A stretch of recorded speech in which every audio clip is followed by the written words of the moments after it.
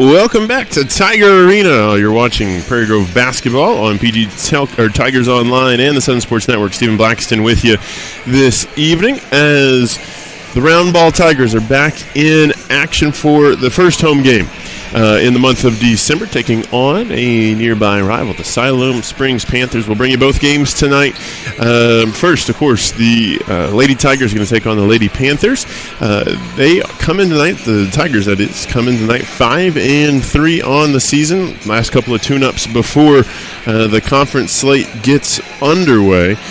So far, coming in tonight on a 2-game win streak after knocking off Kingston 71-40 and Lincoln 48-39 earlier this week. This will actually be the last non-conference game for the Tigers, the Lady Tigers that is, as they will start off conference play against the Gravette Lions on the 19th. That is funnily enough, the next game that we will be bringing you live on PG Tigers Online and the Southern Sports Network to see there against the Gravette Lions, Shiloh Christian, and Pea Ridge the next couple of broadcasts as well. But those are going to be in the 2026 year, and it should be a great conference slate of basketball action for both the girls and the boys of Prairie Grove. Well, looks like Siloam Springs heading back to their bench. We'll take a quick break. We'll be back on PG Tigers Online and the Southern Sports Network for basketball action in Prairie Grove. I'm Matt, one of the Lewis brothers, and excited to introduce you to our all-new dealerships located right on I-49, exit 65 in Fayetteville. The dealership is 100% focused around the customer experience, including the all-new Quick Lane Service Department, where no appointment is necessary. Just pull into the service drive, get checked in for service, and in addition, receive a free alignment check and a complimentary car wash. And enjoy our state-of-the-art waiting room. Come see it for yourself today in Fayetteville. Our Best Bank believes in the power of serving others. That's why we're committed to working with and supporting those who serve our communities. From the ones growing our food to those putting it on everyone's plate. The ones building our neighborhoods, working to improve them, and supporting their neighbors in need. Our Best believes that all communities deserve a financial partner who cares. Our Best Bank. We believe. Are you ready to stop worrying about the reliability of your internet connection? Now everyone in your home can use the same Ozarks Go network. Watch videos, play games, work from home, do schoolwork, and anything else without worrying about lagging and buffering. Ozarks Go now has multi-gig internet service, offering quick downloads of files with fast speeds of 2,500 megabits per second. Call Ozarks Go today for fast internet speeds and no data caps. There's no place like home. Whether you live in Oklahoma, Arkansas, or Missouri, Realty Mart USA is your go-to real estate company for residential, commercial, agricultural, or land. We believe in strong connected communities and sponsor local events. Realty Mart USA, supporting our communities, supporting our future.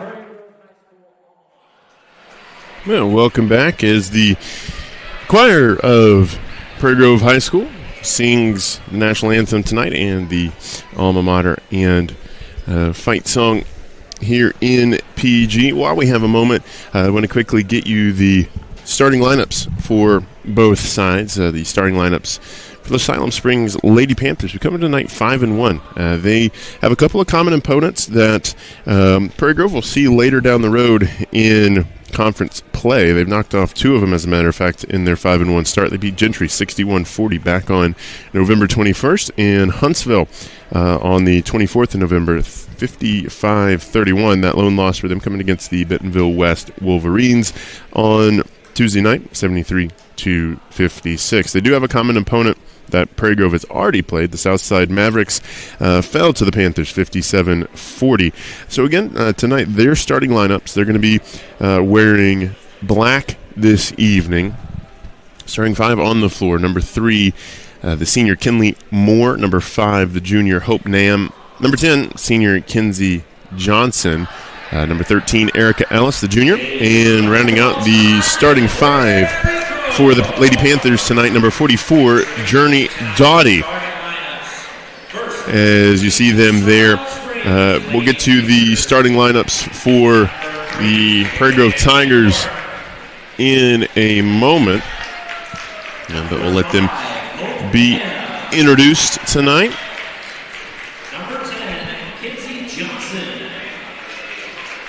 As you see them take the floor, head coach for the Lady Panthers is Bo Tillery.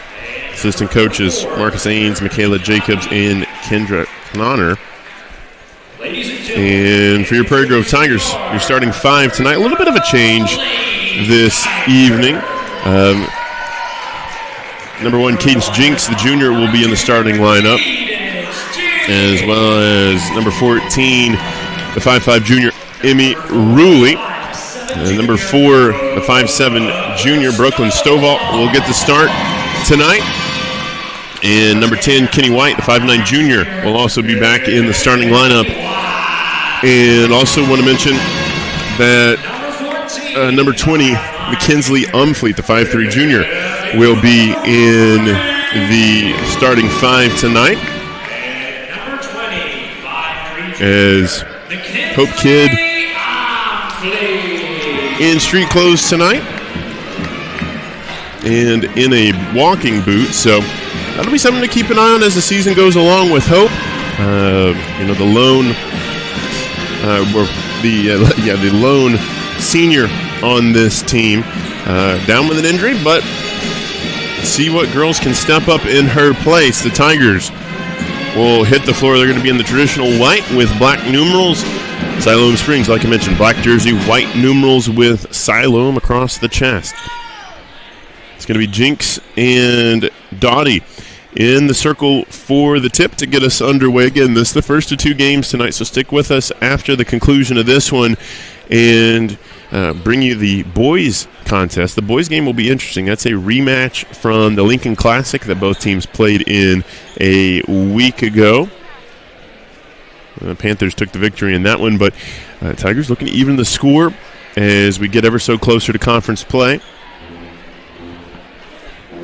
And looks like there was the delay didn't have a game ball, but Coach Reed finds one, and we're just about ready to bring the action to you here from Tiger Arena on the first Thursday of the month. Only a couple more days left in 2025, and we'll turn the page to 26. Looks like everybody's ready to go. Ball sent skyward, and the Lady Panthers will control the opening tip. That's Kinsey Johnson running the point for the Panthers. Down into Doughty. Nam for 3. That off the back of the iron, no good. Loose ball, scrum for it. Kenny White is in there first. We'll see what the call is. Going to be a whistle and foul. Looks like they hit Journey Doughty with the harm. So we are 15 seconds or so into the game, and we already have 1 foul. Back underway. Tigers going to look to navigate the full court pressure. Last year's team in the early goings had some issues with it, but the first time through this evening, the Tigers break through. Umfleet to Ruley. Back to Umfleet.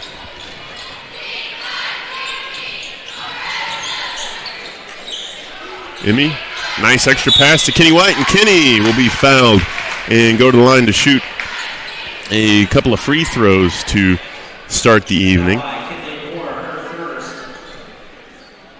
That is the second foul of the first quarter for Siloam Springs, and our first point of the night goes to Prairie Grove.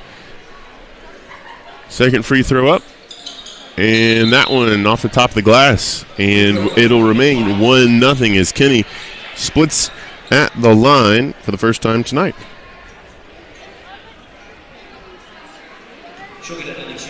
Nope. Actually, excuse me, a lane violation is the call, so another free throw. That one off the mark, so Kenny ends up 1 of 3 at the charity stripe to start the ball game. Johnson in the spin cycle, drives, that rejected by the rim. Kenny out of there with the board. It's been the Kenny White show early on for the Tigers. Ruley to Kenny.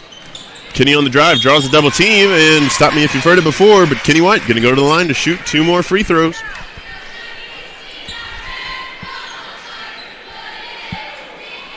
Foul by Journey Gotti, her first personal foul. Kenny White back on the line, shooting 2 for the Tigers. First one from Kenny, this one front iron and short.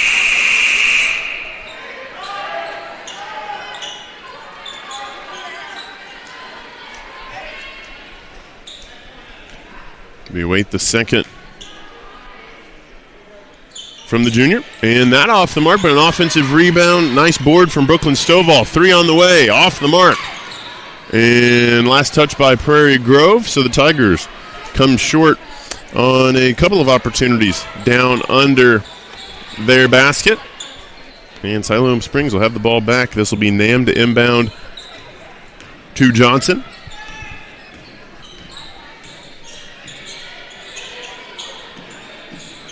Johnson, one of 4 seniors on this Lady Panther team. And a nice take underneath the basket. That off the mark. Siloam Springs' second chance won't fall.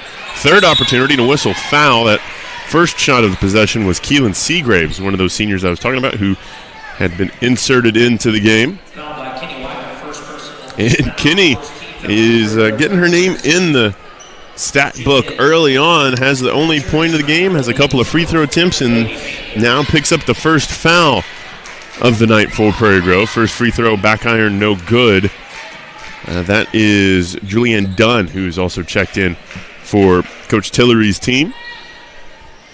So free throws, the early issue for both sides. First or second one goes through, so we're tied at 1 apiece in the early going in the Grove. Tigers looking to get through the full court pressure. Umfleet needs some help. They're going the wrong direction. Need 5 seconds to get across the timeline. They're running out of time. Need some help. Pass deflected. And, yep, that'll be the 10-second call. So with 6:16 to go in this first quarter, Siloam Springs going to take back over, and they have an opportunity to retake the lead.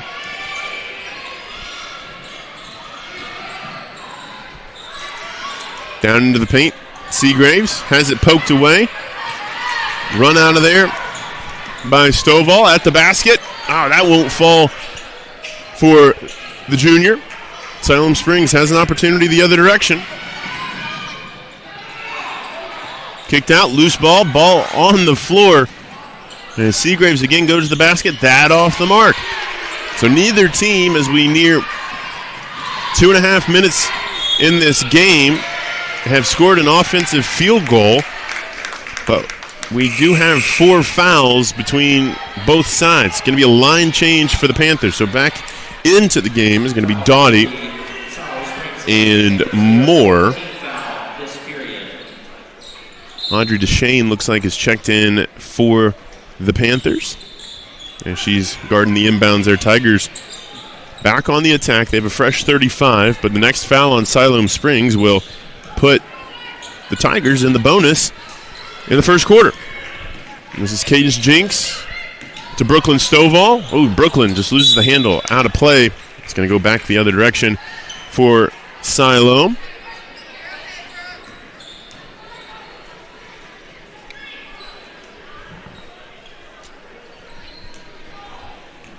Siloam going to get us back underway. That was Erica Ellis, the inbounder that time.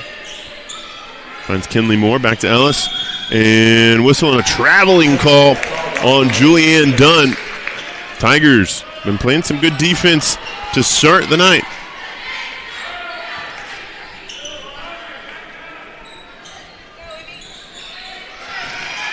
Tigers looking to break the full court pressure. They do.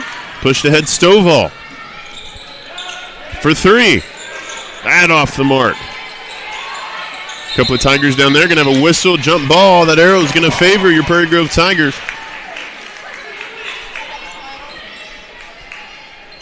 Position arrow points to the Prairie Grove Lady Tigers. So PG going to get the basketball back. Still trying to break this deadlock at one apiece. Both have come from free throws. Oh, that one near the timeline. Smothering defense from Deshane. Ruley. Jinx. Down to Kenny White on the elbow. Kenny trying to clear some space into the painted area. Handoff pass. Umfleet. Three on the way. Jinx. That way off the mark that time. And Siloam Springs out of there with the basketball quickly. Coast to coast. And Julianne Dunn breaks the deadlock with 4.5 minutes to go in the first quarter. Our first offensive field goal for either side tonight. Tigers across the timeline looking for their first field goal of the evening. Three on the way. Bottom of the net that time for Emmy Ruley. And the Tigers retake the lead. 4-3 with 4:15 to go in this first quarter. Looks like Mattingly Allison getting ready to check in at the next whistle for the Tigers. Corner three from Siloam. That one buried. Kinley Moore knocks it down, and the points are starting to pick up here in Prairie Grove. Ruley finds Umfleet. Tigers have been able to navigate that pressure in the early going. Worked around. Kenny on the far side. Ruley has the lone made basket of the night for the Tigers.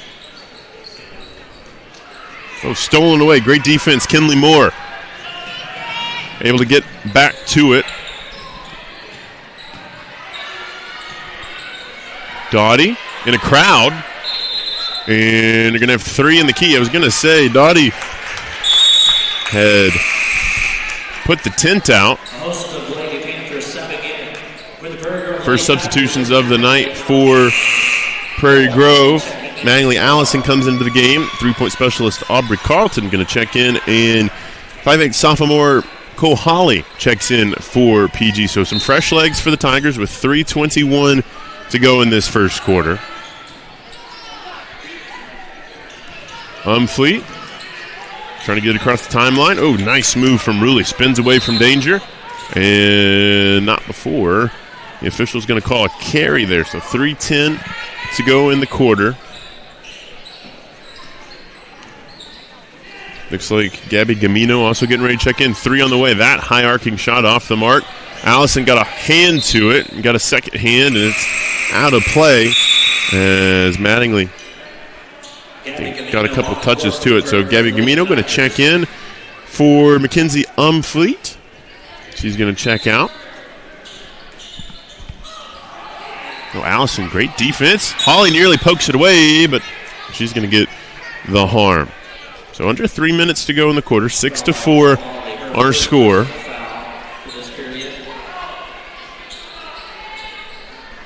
It's Coles first. And Siloam going to inbound the ball. This is Ladner. Gets it in to Nam. Down to Seagraves. Oh, and another travel. Going to go the other way now as Siloam Springs has had some extra offensive possessions. They just have not been able to put it away. Gamino, the freshman, getting some varsity playing time tonight. Going to have to get across the timeline. Emmy Ruley does, and Emmy Ruley going to go to the line. to shoot some free throws with 2:42 to go, and Emmy will have an opportunity to tie this game back up at 6 apiece.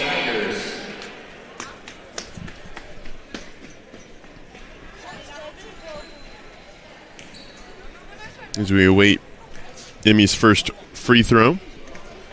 That's front iron, no good. We await the second.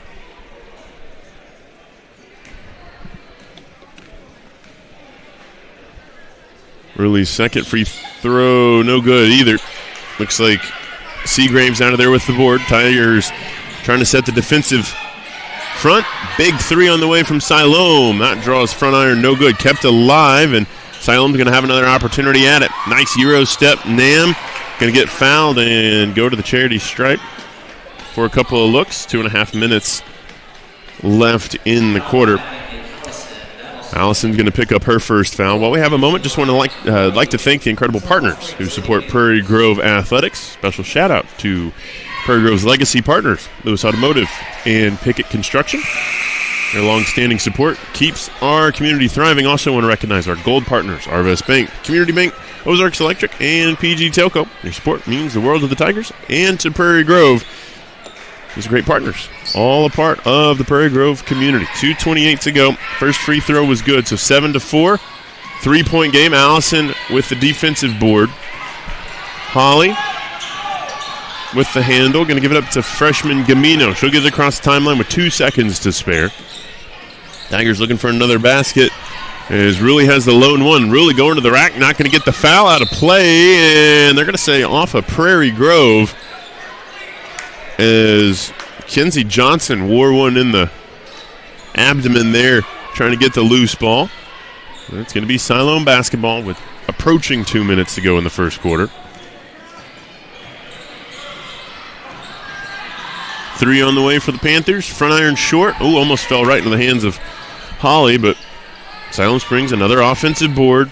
Nam loses the handle, but it rolls to a teammate. Doughty. Ooh, another whistle, another foul. As we have 9 combined fouls in this first quarter. They're going to get the second on Allison. She is the only Tiger in the game with more than 1 foul. Holly has 1 and Kenny White has the other. Doughty back at the line. Sinks the front end. And looks like Coach Reed going to send Mackenzie Umfleet back into the game. And when I mentioned coaching staff for the Tigers, Scott Reed, head coach. Assistant coaches, Garen Wynn, Justin Harris, and Colby Peterson is the manager this year. Second free throw, no good. So neither side, they've had a lot of free throw opportunities, but neither side has been able to knock down both free throws when they go to the charity stripe. This is Umfleet who's re-entered into the game. So it's a 8-4 game. Tigers trail by 4. It's the largest they've trailed by tonight. 90 seconds to go first quarter. Umfleet tries to step in front of that pass, but turned over. Siloam Springs going the other way. Dunn, kick out. 3 from Johnson. Bottom of the net there for the Panthers. And Siloam Springs into double digits first. 11-4. We approach a minute to go in the quarter. Holly, Gamino, a couple of underclassmen getting some time. Gamino turns it over, and Moore going to have it there for the Panthers. Under a minute to go in the quarter, out of play. And see how that touched last up. It's going to be off of a Prairie Grove Tiger. And another line change for Coach Tillery's side. I will say so far the Lady Panthers really like to platoon their team. Oh, great find on the inbounds to Keelan Seagraves. You could hear the clap that she was looking for the ball there. That was 13-4, 40 seconds to go. Tigers held to 1 field goal in this quarter. Looking to get a second, trying to get some momentum going for quarter 2. Umfleet gives it to Gamino, out of play, and looks like Siloam Springs going to get the basketball to end the quarter.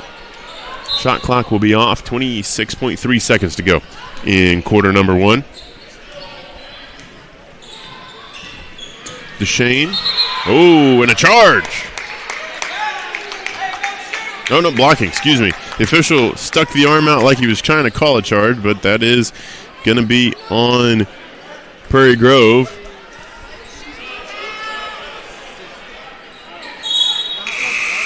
Excuse me. They overturned it, so it is actually going to be on Siloam Springs, so it's just going to be a turnover. 18 and a half to go in the first quarter. Tigers looking to get something offensively going. Holly, 5 seconds. Holly going to drive baseline. Floater, good. Cole has her first points tonight, and after one, the Tigers trail 13-6, but they get the last basket of the quarter. We'll pause here on PG Tigers Online and the Southern Sports Network and bring you quarter 2 when we return. Our Best Bank believes in the power of serving others. That's why we're committed to working with and supporting those who serve our communities. From the ones growing our food to those putting it on everyone's plate. The ones building our neighborhoods, working to improve them, and supporting their neighbors in need. Our Best believes that all communities deserve a financial partner who cares. Our Best Bank, we believe. Welcome back to Prairie Grove, to Tiger Arena. As you see, the score after one, the Siloam Springs Lady Panthers lead the Tigers 13-6. As this one of 2 games we'll bring you in the month of December. The other one in a couple of weeks, the home conference opener against the Gravette Lions. That should be a great contest, as Gravette, year in and year out, one of those schools that is a measuring stick against the Tigers. Did want to mention to follow the Southern Sports Network on Facebook, Instagram, X, and TikTok for scores, standings, and great exclusive content each and every week. So as we get set for quarter number 2, it's going to be Siloam Springs' basketball to start the quarter. As we rejoin the action. Tigers did have a small 1-0 lead early on. Oh, Holly nearly poked it away for a steal. Playing great defense. Oh, give and go under the basket, but a little too strong from Dottie. And the board for PG. Umfleet trying to get it across the timeline.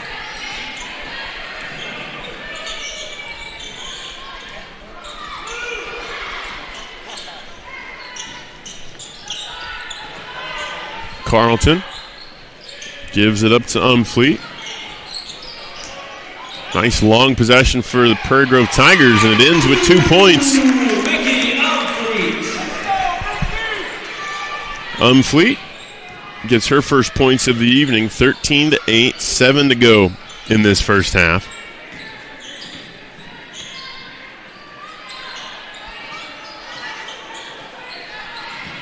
Good action from the Panthers that time, and give the basket to Hope Nam. It's her first field goal of the evening. 15-8. Both teams trading baskets in the early going of quarter 2. And Holly going to get called with the double dribble. It's going to allow Siloam Springs to switch some people out. Looks like into the first time for the night, or one of the early times in the night for Landry Ladner going to check in for the Lady Panthers.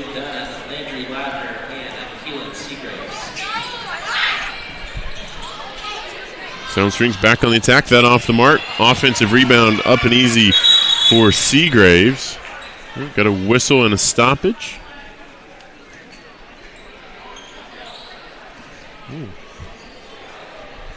Interesting. We need to see what that's all about.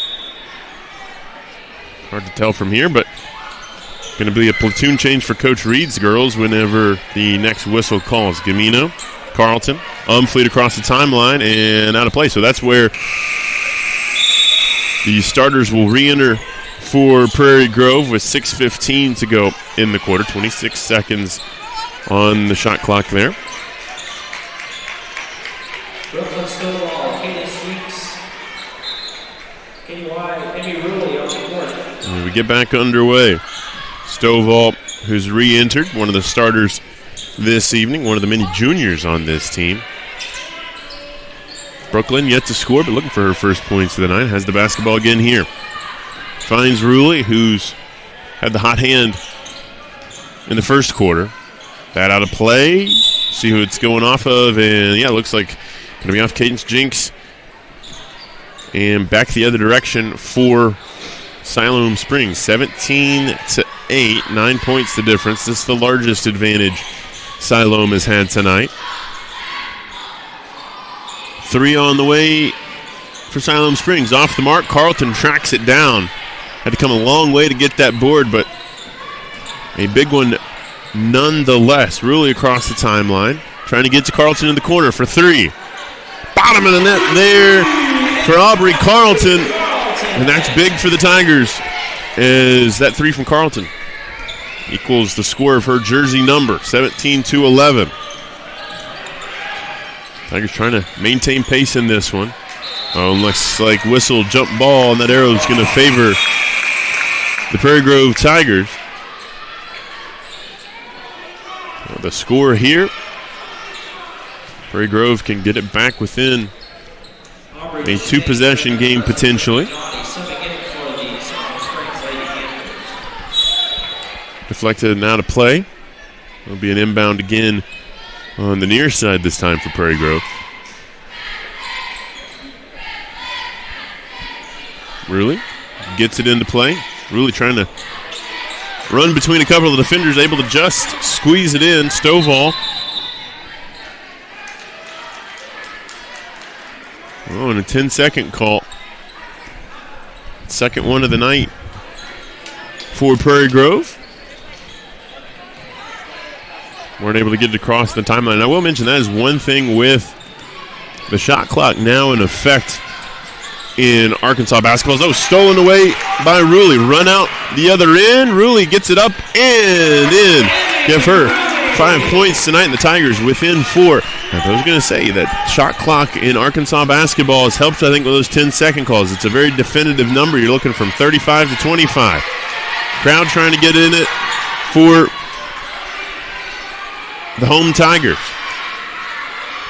Siloam Springs seems to be a bit out of sorts. Hope Nam picked up by Jinks. 3 on the way from DeShane. That will quiet the black and gold faithful, and it makes it a 7-point game once again. 20-13. Have a timeout on the floor. Coach Reed wants to talk it over. Why don't we take a break with him? More basketball when we return here on PG Tigers Online and the Southern. Arvest Bank believes in the power of serving others. That's why we're committed to working with those who serve our communities, from the ones caring for us every day to those shaping our tomorrows, the ones dreaming big dreams, celebrating their unique cultures, and discovering the power of financial freedom. Arvest believes that all communities deserve a financial partner who cares. Arvest Bank, we believe. Welcome back. As you see your Prairie Grove Tigers breaking the huddle.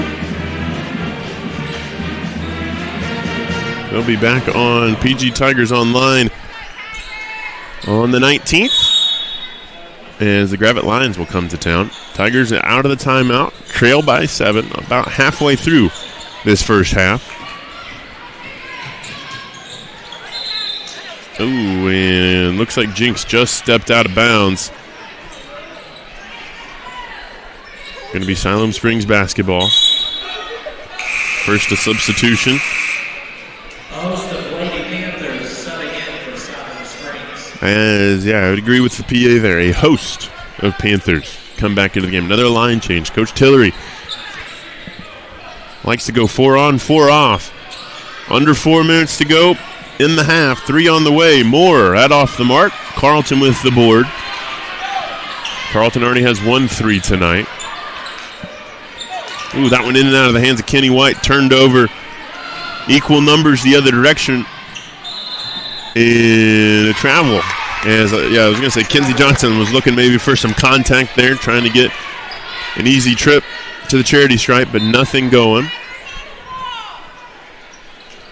As PG back on the attack, trying to get it back down to a 2-possession game. Flung ahead to Stovall, crossing the timeline. And whistle, blocking foul on Siloam Springs. As that's the first foul of the second quarter with 3.5 to play. Julian Dunn going to check back in. We're going to get Johnson her second. And Johnson going to come check out. Out of the inbounds action. 3 on the way. That one just off the mark. Kept alive, but Siloam Springs basketball. Right idea that time to take the open 3. Just can't get it to fall. Long cross-court feed. Siloam Springs trying to make something happen as we near in on 3 minutes to go in the quarter.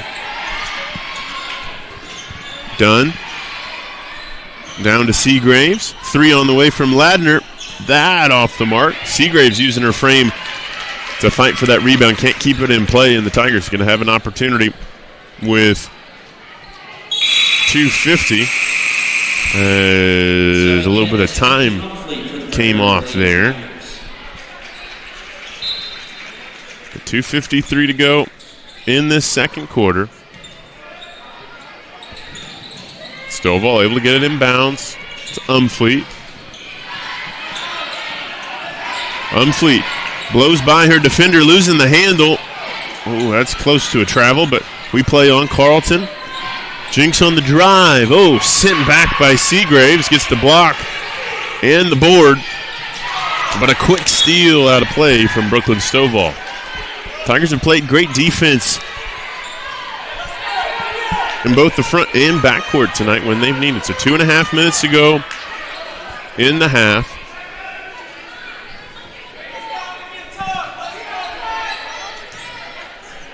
$13 for Prairie Grove, 20 for Siloam Springs. They've led by 7 for most of this quarter. Moore down to Seagraves, using her frame to her advantage. Can't get the shot to fall. And, going to be a whistle and foul on Seagraves. She was trying to trace her miss. And Aubrey Carlton finds her way to the floor.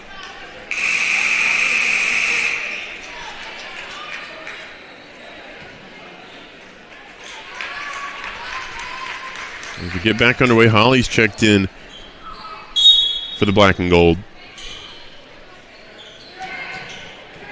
Umfleet going to get it across the timeline, and a whistle foul that time. Kinley Moore going to pick up her second personal. Foul by Kinley Moore. Her second personal foul. And that's the third of the quarter. So in 2:09 to go first quarter, the Tigers might have an opportunity to shoot some freebies as we get closer to halftime. Holly. Carlton left alone, takes the 3. High arcing shot won't fall. Rebound not settled. And a little bit of pushing and shoving down there. We're going to see whose basketball it is. Well, it's going to be Prairie Grove's. Looks like the player there for Siloam Springs couldn't control herself. So, PG, a great opportunity as we just go under 2 minutes. Carlton, quick 3. That off the mark.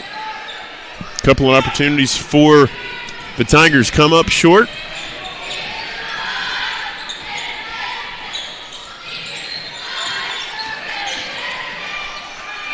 Ladner at the free throw line, kick out. She's going to get it back, take the 3. That off the mark, and Doughty pulls it in. Fresh 35 for the visitors. More shot off the mark. Dottie can't bring in the board, but looks like it's going to touch somebody with a white jersey first. So with 1:23 to go in the half, looks like Emmy going to check back into the game. Ruley, the leading scorer for the Tigers, has 5 of the 13 points tonight. Carlton going to come out. Checking in for the Prairie Lady Tigers, Emmy Ruley. Deshane just gets it in to Nam. Deshane will be fouled with 1:19 to go. That's the first foul of the second quarter for Prairie Grove. Umfleet gets her first. She's only one of 2 starters that even have a harm. Kenny White the other with 1 foul and 1 point. Nam loses the handle, and just going to be Tiger basketball. Panthers, Tiger basketball.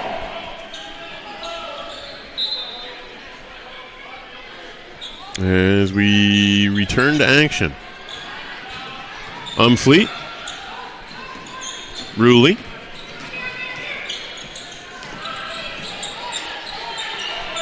Back to Umfleet. Finds Ruley again. Took 1 3 earlier in the game. Doesn't that time. Kenny White, free throw line extended. Under a minute to go in the quarter. Approaching 15 on the shot clock. And a whistle and foul with 53 and a half seconds to go here in the first half. Carlton going to check back into the game, as if the Tigers can get the Panthers to commit one more harm, it'll be free throws.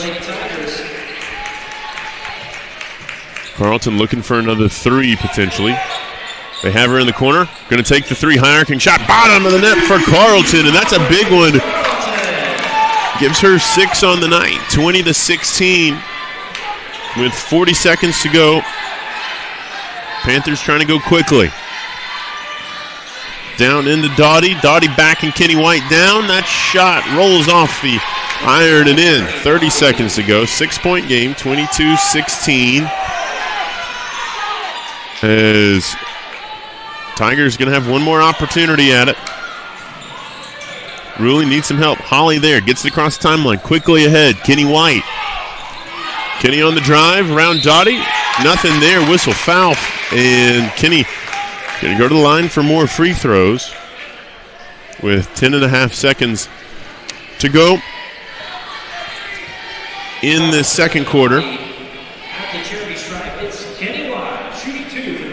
White got the first point of the night,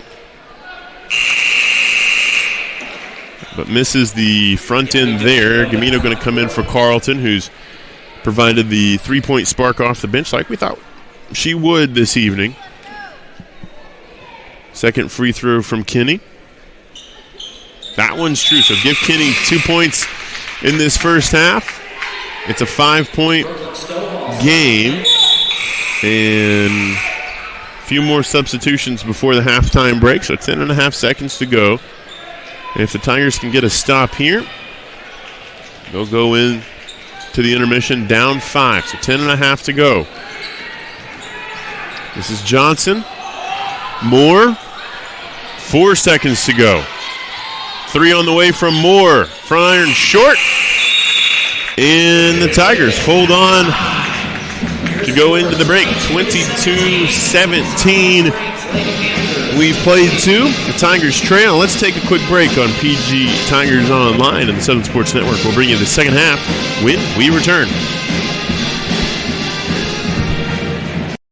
I'm Matt, one of the Lewis brothers, and excited to introduce you to our all-new dealerships located right on I-49, exit 65 in Fayetteville.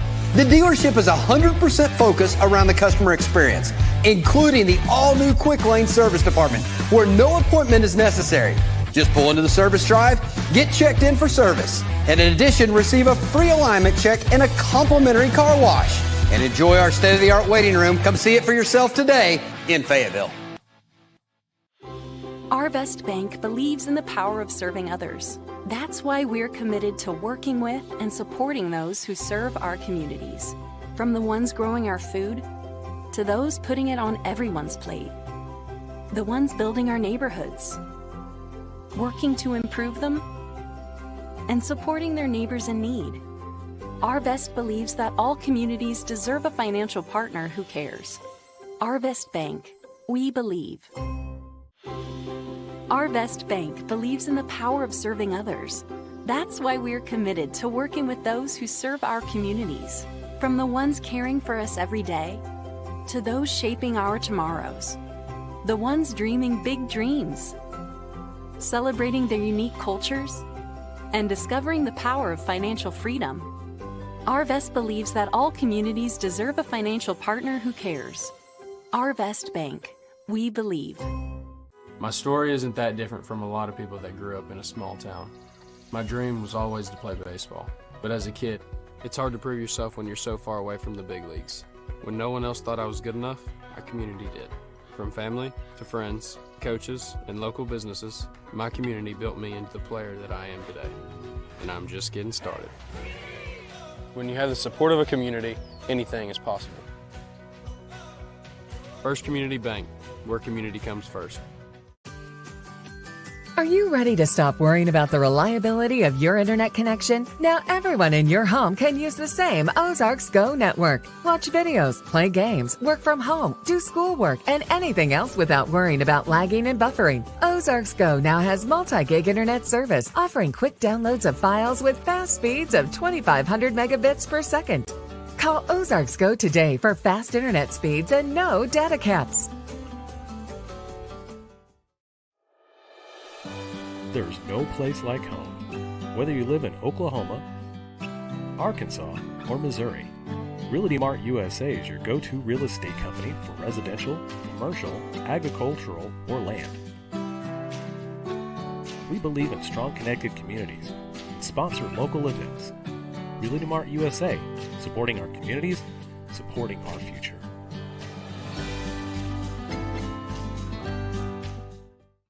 I'm Shelby, one of the Lewis brothers, and excited to introduce to you our all-new dealerships located on I-49, exit 65, right here in Fayetteville. The dealership is 100% focused around the customer experience, including our all-new quick lane service department, where there's no appointment necessary for an oil change.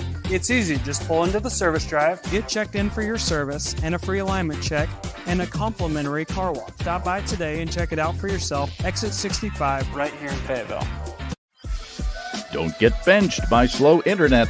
Team up with Zing Broadband by PG Telco and experience the agility and reliability that you need to stay in the game. Zing Broadband proudly supports the Prairie Grove, Lincoln, and Farmington schools. We wish all of our athletes success this school year. I'm Matt, one of the Lewis brothers, and excited to introduce you to our all-new dealerships located right on I-49, exit 65 in Fayetteville. The dealership is 100% focused around the customer experience, including the all-new quick lane service department, where no appointment is necessary. Just pull into the service drive, get checked in for service, and in addition, receive a free alignment check and a complimentary car wash. And enjoy our state-of-the-art waiting room. Come see it for yourself today in Fayetteville. Arvest Bank believes in the power of serving others. That's why we're committed to working with and supporting those who serve our communities, from the ones growing our food to those putting it on everyone's plate, the ones building our neighborhoods, working to improve them, and supporting their neighbors in need. Arvest believes that all communities deserve a financial partner who cares. Arvest Bank, we believe. Arvest Bank believes in the power of serving others. That's why we're committed to working with those who serve our communities, from the ones caring for us every day to those shaping our tomorrows, the ones dreaming big dreams, celebrating their unique cultures, and discovering the power of financial freedom. Arvest believes that all communities deserve a financial partner who cares. Arvest Bank, we believe. My story isn't that different from a lot of people that grew up in a small town. My dream was always to play baseball, but as a kid, it's hard to prove yourself when you're so far away from the big leagues. When no one else thought I was good enough, our community did. From family to friends, coaches, and local businesses, my community built me into the player that I am today. And I'm just getting started. When you have the support of a community, anything is possible. First Community Bank, where community comes first.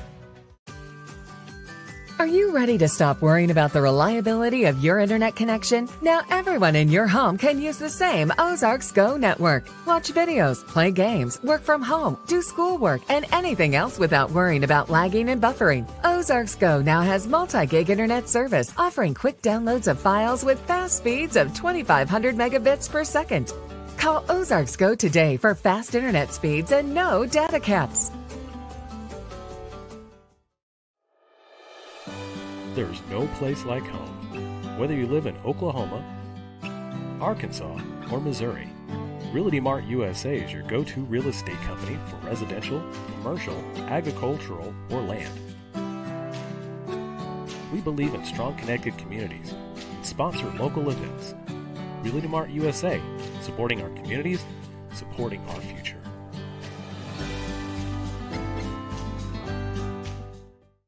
I'm Shelby, one of the Lewis brothers, and excited to introduce to you our all-new dealerships located on I-49, exit 65, right here in Fayetteville. The dealership is 100% focused around the customer experience, including our all-new quick lane service department, where there's no appointment necessary for an oil change. It's easy, just pull into the service drive, get checked in for your service, and a free alignment check, and a complimentary car wash. Stop by today and check it out for yourself, exit 65, right here in Fayetteville. Don't get benched by slow internet. Team up with Zing Broadband by PG Telco and experience the agility and reliability that you need to stay in the game. Zing Broadband proudly supports the Prairie Grove, Lincoln, and Farmington schools. We wish all of our athletes success this school year.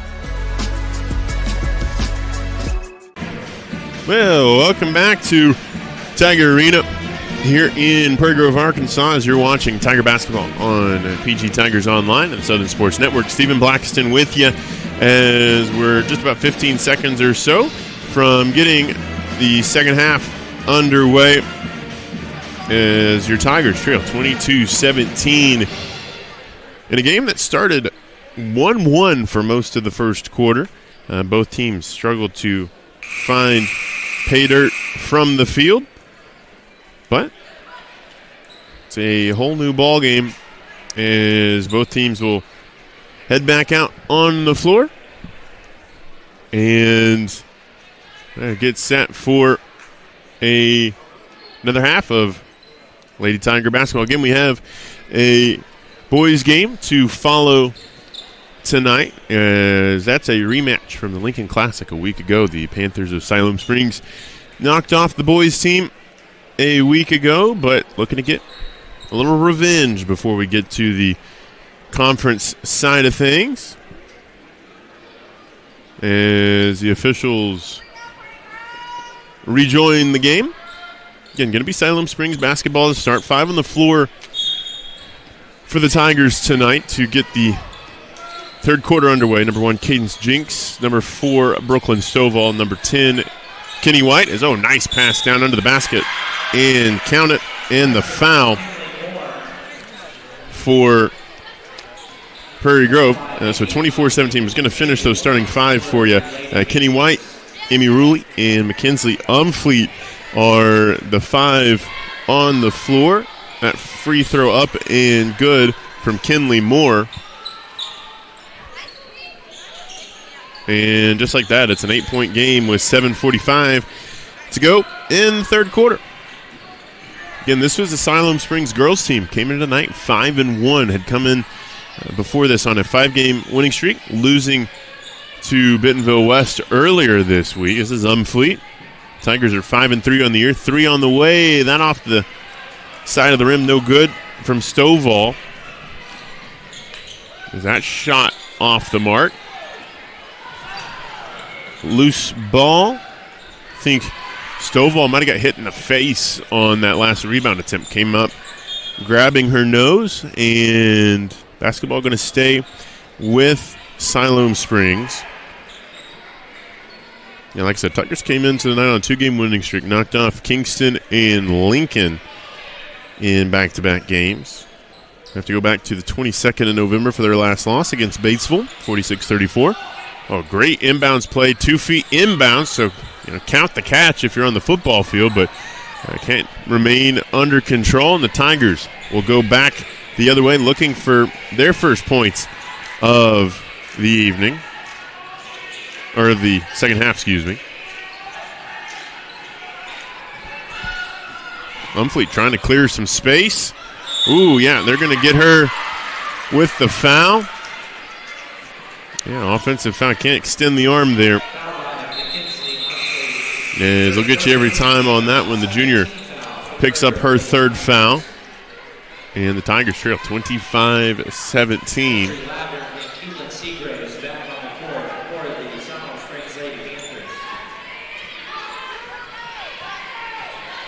Panthers back on the attack.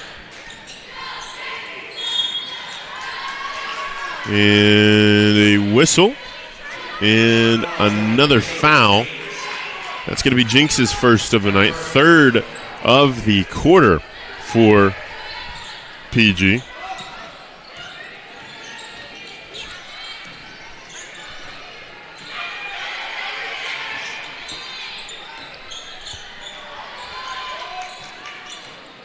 Three on the way from Siloam Springs. That front iron no good. Umfleet out of there with the board.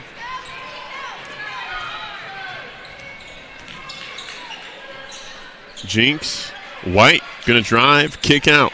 Three on the way, Stovall. That one just a little strong as it's run out the other direction.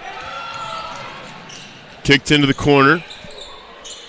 Ladner to Johnson. Three on the way for Siloam Springs. That won't find pay dirt, but another opportunity with the offensive board. Kick out. Drive and loose ball. After all that's said and done, Kenny White was out of there with the basketball. 5:45 to go in the third quarter. Tigers still looking for the first points of the second half, and there they come from Brooklyn Stovall. Stovall has her first basket tonight. Looks like we'll have a timeout on the floor as we'll stay right here on PG Tigers Online and the Southern Sports Network. It's 25-19, 5.5 to go in this third quarter. As what I mentioned, you can watch this broadcast and over 100 more on your smartphone or big screen TV at home. Just search Southern Sports Network on Android, iOS, Roku, or Amazon Fire Stick so you don't miss any of the action. And if you can't make it down to Tiger Arena, you can watch in the comfort of your own home, or if you're on the road, you can listen to us as well. Again, the Tigers going to be back on the airwaves of PG Tigers Online and the Southern Sports Network on December 19th. As we get ready to get back underway.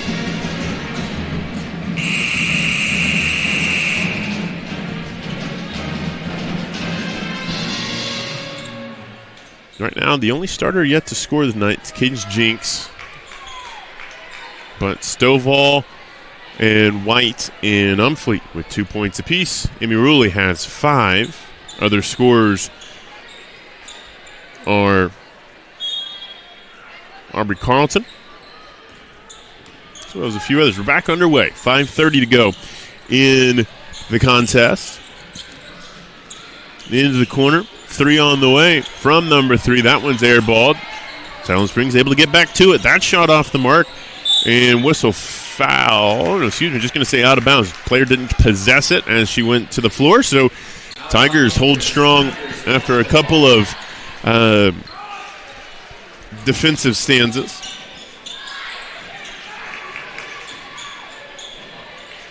Oh, yep, that's going to be a travel. Stovall took off before setting her feet.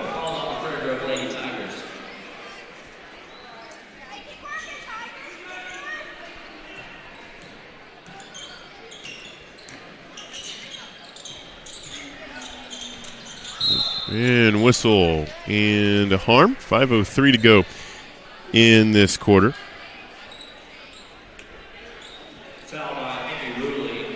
Really going to pick up the foul.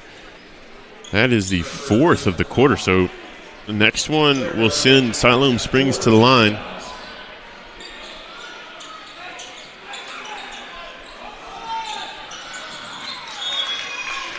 Another whistle, going to stay on the Siloam Springs end.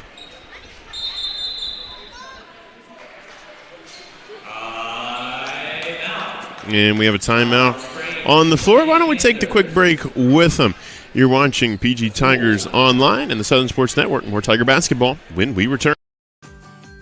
Are you ready to stop worrying about the reliability of your internet connection? Now everyone in your home can use the same Ozarks Go network. Watch videos, play games, work from home, do schoolwork, and anything else without worrying about lagging and buffering. Ozarks Go now has multi-gig internet service, offering quick downloads of files with fast speeds of 2,500 megabits per second.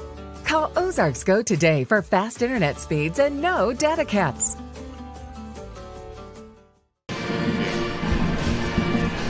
Welcome back as the Tigers trail 25-19. The big thing to pay attention here in this third quarter as we get back underway. Tigers have committed 4 fouls in the third quarter. One more, and it'll be free money for Siloam Springs at the charity stripe. They're going to have the inbounds in front of their own bench out of this timeout. Moore going to be the inbounder for the Panthers. Wow, cross-court find just a little long and a little tall for Julianne Dunn, and turnover out of the timeout. Going to allow Carlton to re-enter play.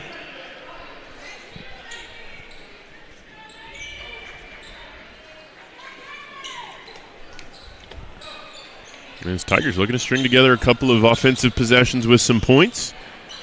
They were able to get it down to a 2-possession game a couple of times in the second quarter, but it's really been all Siloam Springs since taking over that 1-0 lead. White at the elbow. Back out for 3, Ruley. That off the mark. Long rebound. Tie up. And the arrow going to favor the Tigers, so it'll go back to Siloam Springs. 25-19, a fresh 35 for the home side. Stovall trying to make something happen. Picked up by DeShane. Nice mid-range jumper. That's a little strong. Kenny White cleared her some space. And Kenny will get fouled. It's the first foul of the quarter, apologies. That is DeShane's first. And Kenny going to go back to the line. She has shot the most free throws tonight of anyone for Prairie Grove, but misses at the line.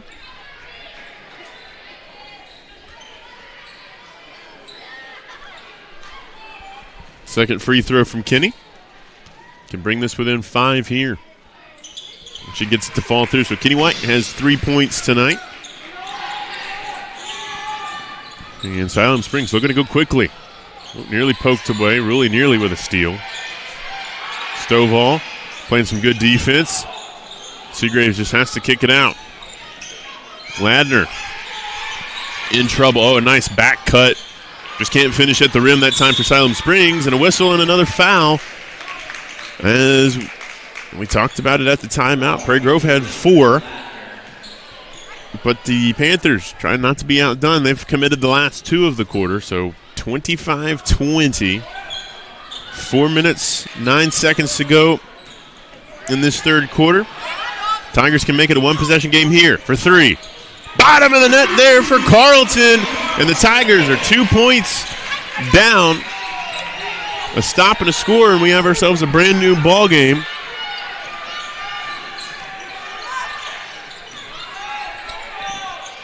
Seagraves, Ladner. Nam nearly lost the handle. Bounced off her own foot. Able to keep it alive, and they can't find Seagraves down low. So Tigers going to have an opportunity here to tie or take the lead. With 3:35 to go in this third frame. Got to get it in first. And a 5-second call. So Tigers can't capitalize there. Had 2 10-seconds and a 5-second violation called on him. Holly getting ready to check in. But Siloam Springs has also had a whistle and a foul. Kenny, I think, got ball first, but they're going to say Kenny also got Seagraves. So that is the 5th foul of the quarter, going to send Seagraves to the line for 2 shots, and that's Kenny's 2nd foul of the evening. 25-23 Tigers have had a couple of opportunities to tie or take the lead, but basketball stayed on this side of the floor for a while. Seagraves gets the first one to go through the iron. So 26-23. This free throw can make it a 2-possession game once again for the visitors. Second one from the senior. Good as the first. So 27-23. 3:34 to go. Tigers got to get it in play. Able to find Jinx. Back to Ruley. Ruley picks up her dribble, needs some help. And Kenny White, they're able to alleviate some of the pressure. And Kenny in a crowd, getting to pick up the foul. That's the 3rd of the quarter with 3:23 to go. That's Seagraves' 3rd. That's significant for the Tigers. Seagraves and Doughty, the 2 bigs for Siloam Springs, and a little bit of foul trouble with 3 fouls apiece. Ruley, Jinx, has it stolen away. Nam trying to run it out the other end. Oh, and off the foot of Ladner, and the Tigers avoid disaster with 3:09. It's going to allow Ruley to inbound. Holly, Jinx, Carlton, and White, the others on the floor for PG. This is Holly, the sophomore. Needs some help. That pass errant, turned over. 3 on the way from Siloam Springs. Front iron, short. Holly escorts that one out of play, and the Tigers trying to find some offensive momentum.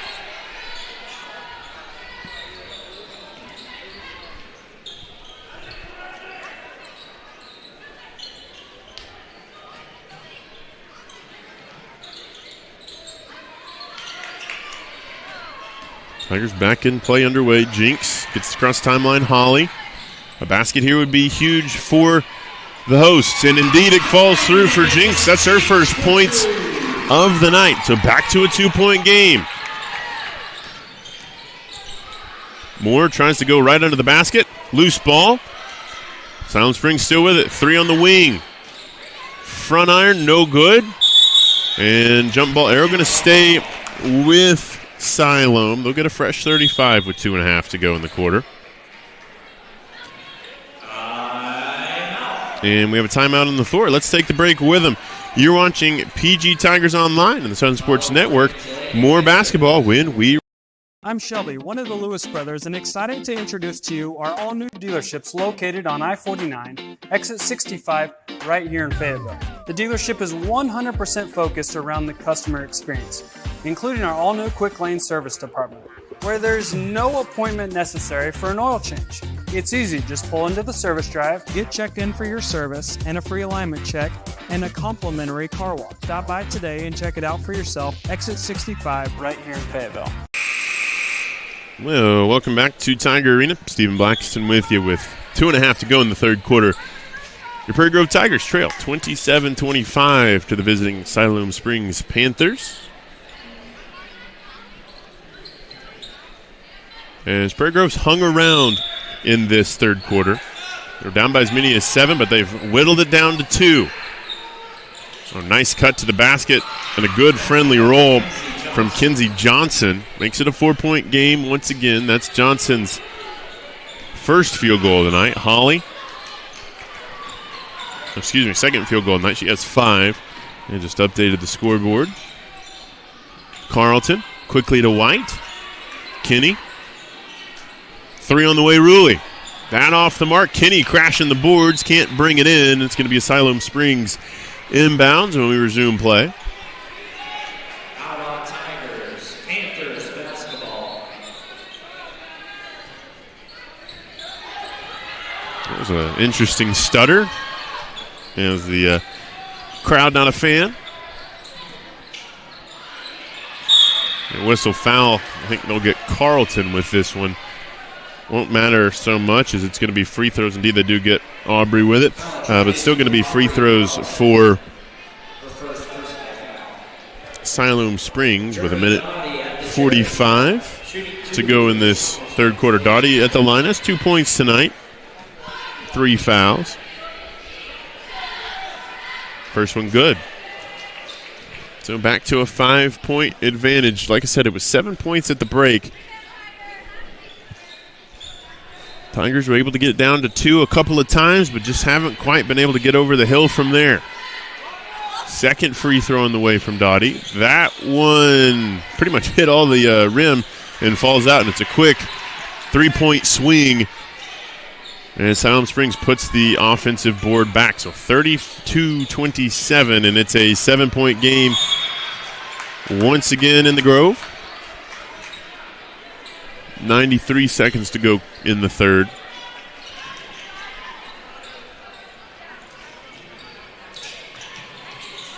Holly going to receive the inbounds. Ooh, whistle foul. Holly tripped there. Looks like they're going to get Kinley Moore with the foul. So one more foul will send Prairie Grove to the line for the final 90 seconds. That's the third foul on Kinley Moore. So 10 fouls for the quarter as we reset. Carlton has 9 off the bench. Tigers' leading scorer tonight. Jinx, Carlton, Holly trying to split the team. Oh, great job from Cole. I believe that's her second basket of the night. It comes at a big time. 5-point game, 1:10 to go in the third. Seagraves backs Kenny White down. Mid-range jumper, no good. Whistle foul. Let's see who they're going to call it on. There's a lot of pointing, and yeah, they're going to get Seagraves with the foul. So that is her 4th personal. And for the final 62 seconds, actually, they're going to walk it down. So this is going to be 2 freebies for Prairie Grove. So they can bring this within 3 at the charity stripe. It's Kenny White, who has lived at the charity stripe tonight. All 3 of her points have come from there. Big moment for the junior. First free throw, no good.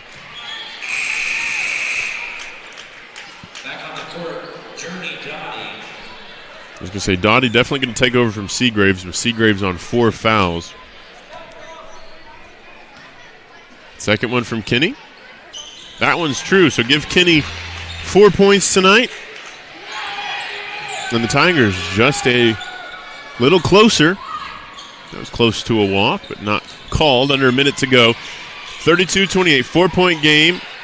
Loose ball. Dottie trying to make something happen. Strong take. Up and, it was nearly down. Out of play. Oh, hey, Cadence, got to be careful there. Cadence was throwing some bows, but obviously Deshane was playing some defense over the line. There's been a couple of those tonight from Prairie Grove, some feistiness from the side. So 2 more. I think that's what the official's saying here to Cadence. Just, hey, calm down a little bit. We still got an extra quarter to go. Cadence looking to double her point total for the night. First free throw, no good. As free throws have been a bit of a killer tonight for Prairie Grove. Second one from Jinx. That one's true. So it's a 3-point game with 40 seconds to go. If the Tigers can get one more stop, they can make this real interesting going into the final 8 minutes. Dottie, 3 from Deshane. That finds nothing but air. And the Tigers, with 28.5 to go, going to have an opportunity to tie or bring it within 1 before the end of this quarter. Ruley gets it into Carlton. If you're Siloam Springs, you definitely want to think about guarding Carlton. Holly gets it across the timeline. Jinx drives. Carlton, corner, 3, on the way. Whistle foul. And the shot no good, but Aubrey going to have an opportunity to tie this one at the charity stripe. And if that had gone in, would have had an opportunity to take the lead with 15.8 seconds to go. That's going to be the third foul on DeShane. So the foul is really an issue for both teams in this third quarter. You have a couple of Panthers who are in trouble at that regard. And, ooh, that's a tough one for Carleton to get to not fall. So the best PG can do is bring it within one. Second of the three from Carleton. That one no good. Kinsey Johnson sub again for the Lady Panthers. Tigers now have an opportunity to bring it within two with this third attempt. And that one's good. So 1 of 3 at the line for Carleton. 32-30.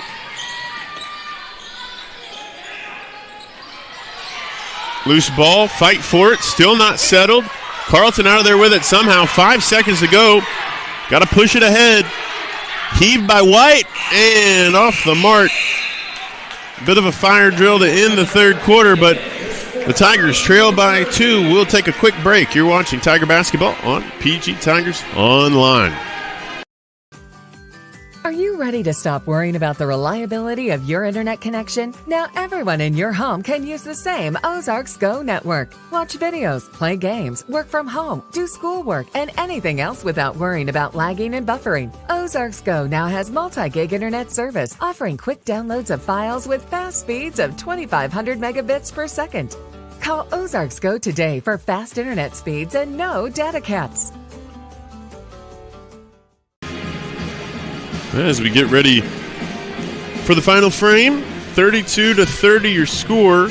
Siloam Springs has had their lead be as many as 7 and as slim as 2.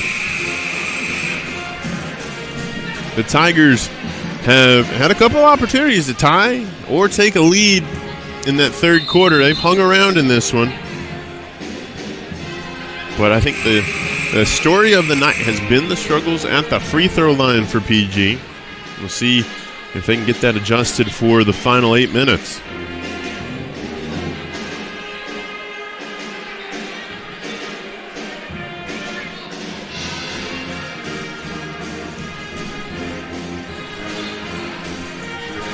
It's going to be Tiger basketball to start the fourth quarter, importantly. So we'll have almost an immediate opportunity to tie the game or take the lead, depending upon the result. Carleton, the three-point specialist, she can knock one through the cylinder. Holly. Ruley needs some help. Comes in the form of Cadence Jinks. Jinks driving baseline, kicked around. And, oh, wow, they're going to say that Cadence stepped out of play. So the first possession of the fourth quarter comes up empty. So it's 32-30. Loose ball again, and looks like Siloam Springs Coach Tillery takes the timeout. As we'll stay with it again. Stick with us after the conclusion of this game. We'll bring in the boys' contest. Should be a great game, as these two have already squared off once this season. Result of that game, Siloam Springs won by 10, 56-46. That's the lone loss that the Tigers have on the year. Other than that, they are 7-1 after a defeat of the Lincoln Wolves, 66-62, just down the street from us here at 500 Cold Drive. Tigers on the boys' side of things going to play in the Farmington tournament coming up. As they're going to play Springdale, Fort Smith Southside again, and Eastham as well. So back underway. Siloam Springs is basketball out of the timeout. They have 2 left for the game. Tigers have 3. Ooh, nearly intercepted. As Another three on the way. That off the mark. Loose ball ping-ponged around. And, wow, they're going to call a foul on that. I'm not entirely sure if Dottie was under control, but that's going to be the first foul of the quarter. And they're going to get Jinx with her second. For the girls team, they're going to play in the McDonald County Tournament this weekend. They have that ahead of them. And then a road trip to Berryville to take on the Bobcats as that free throw hangs on the rim and goes down. The first conference game of the year going to be at Berryville on the 16th. Again, like we mentioned, the home opener on the 19th as both free throws good. And Siloam Springs extends the advantage 35-30.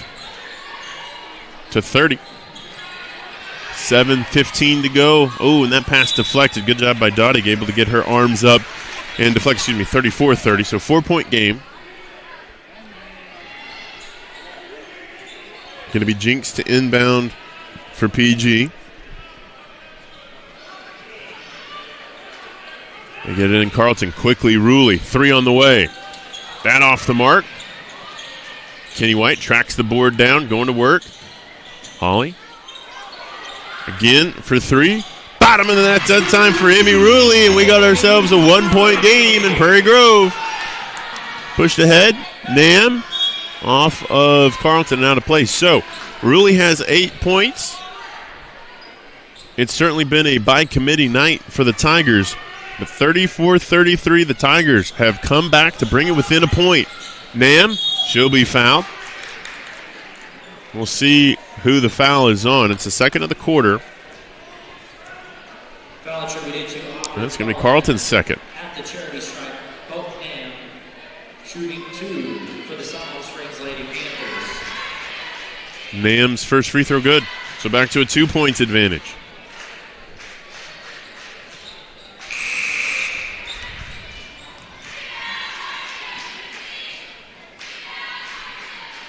It looks like a little bit of a miscommunication. Couple of substitutes. Holly going to come out. Umfleet going to come in. And Ruley going to check out. And Stovall will return to the game.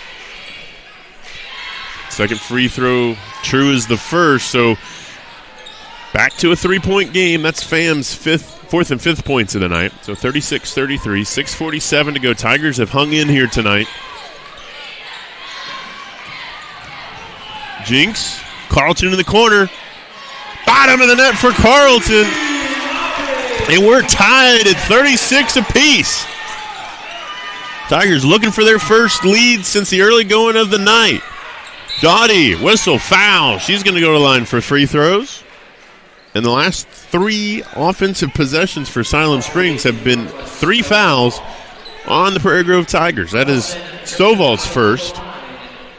Shooting 2 for the Siloam Springs Lady Panthers. Dottie has 4 points tonight and have an opportunity for 2 more to break the deadlock. First from the junior, rolls out. So a break for Prairie Grove. Going to see Ladner and Julianne Dunn return to game action. Moore going to check out, as well as Erica Ellis and Mattingly Allison going to check back in. Kenny White going to come out. Kenny, 4 points, 2 fouls this evening from her starting role. Second one from Dottie. She's had a little bit of time to think about this with the substitutions. Missed them both. And the Tigers going to have an opportunity to take the lead for the first time since this game was 1-0. Oh, and a miscommunication. Throws that pass away to nobody. Tight defense. Tigers trying to make something happen. Ooh, close to a walk. The PG faithful wanted it on Ladner. Under 25 on the shot clock. Good defense this time down the floor. Weird possession by Dunn. Tigers need to get some help. Carlton tracks it down. Ooh, and Ladner can't control herself. And that's going to be a foul, even though I think Ladner might have come out worse for wear there. So we'll do this again. Tigers have another opportunity to take the lead this time. Seagraves is going to come back into the game for the Panthers. That's important to note. Seagraves has 4 fouls in the game, so she is playing on incredibly thin ice. Got to get it in, got to get it in. And a heave to Umfleet. Another near disaster on an inbounds, but Tigers able to hold the rope. Deflected. Jinx. Back to Stovall. Trying to find Carlton in the corner for three. Oh, front iron. That would have been for the lead. A good look. Loose ball. Jinx there. Going to have a whistle and a foul. That was a hard hit from Cadence Jinx, laying out for the basketball. They're going to put the foul on Siloam Springs. That's the third for Johnson. So a lot of threes on the scoreboard in the foul category for Siloam Springs. It's going to be an inbounds and a fresh 35 for the Tigers. Carlton in the corner again. Bottom of the net, and the Tigers have come back from 7 down to lead by 3. Their largest of the night, 39-36. Coach Reed's girls have not gone away. We're tied on the other end. Back-to-back threes, timeout taken by Siloam Springs. Let's take the quick break with them as well. The final 5-11 when you come back on PG Tigers Online. Don't get benched by slow internet. Team up with Zing Broadband by PG Telco and experience the agility and reliability that you need to stay in the game. Zing Broadband proudly supports the Prairie Grove, Lincoln, and Farmington schools. We wish all of our athletes success this school year.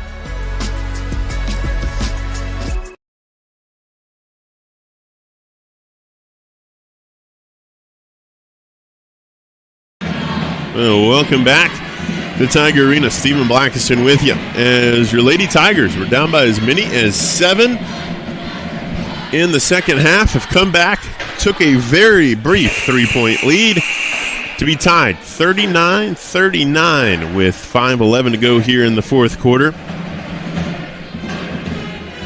Going to mention, if you like what you're watching and you haven't already, consider subscribing to PG Tigers Online if you're watching on YouTube. Costs you nothing, but helps the school district out a ton, and it's the best way to stay on top of all Prairie Grove Tiger football, volleyball, and basketball broadcasts. While you're there, make sure to ring the bell to be notified when we go live.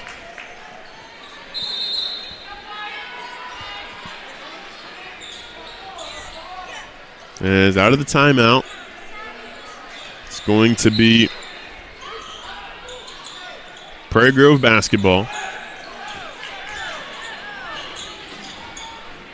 Umfleet, whistle foul. So the fouls have evened up at 3 apiece after Prairie Grove rattled off 3 quick ones, excuse me. As we get back underway. Carlton. Ooh, dangerous pass to Stovall, but it's across the timeline. Tigers have numbers if they choose. Jinx.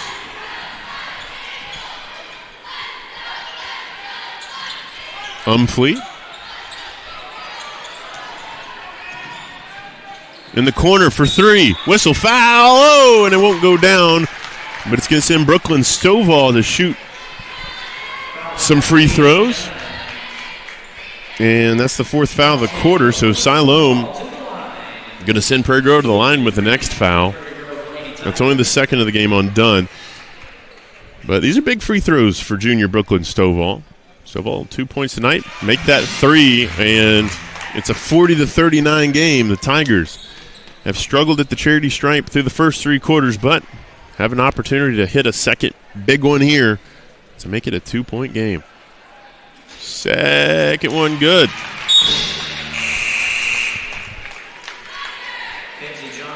Ruley and White going to come back in for Carlton and Allison. One more free throw on the way from Brooklyn Stovall. This is a big one. 4:40 to go once we resume play, and all 3 of them are good from Brooklyn Stovall. That's the first time tonight Prairie Grove has made all of their free throws in one attempt. And gives PG a little bit of breathing room with nearing in on halfway in quarter 4. On the drive, loose ball, right into the hands of Emmy Ruley. Ruley running the break out the other direction. Picked up by Dottie. White, free throw line jumper. That off the mark. Loose ball, not settled. Umfleet there to pick it up. It's going to be a jump ball, and that arrow is going to favor Siloam.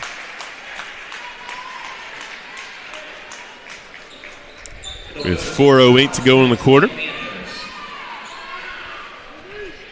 And if you just joining us, Tigers were down by as many as 7 in the third quarter. They've come back to take a 3-point lead in the fourth. That 3 on the way off the mark. Dottie, offensive board, ducks her head, loses the ball. Oh, and they're going to call a foul on that. Interesting.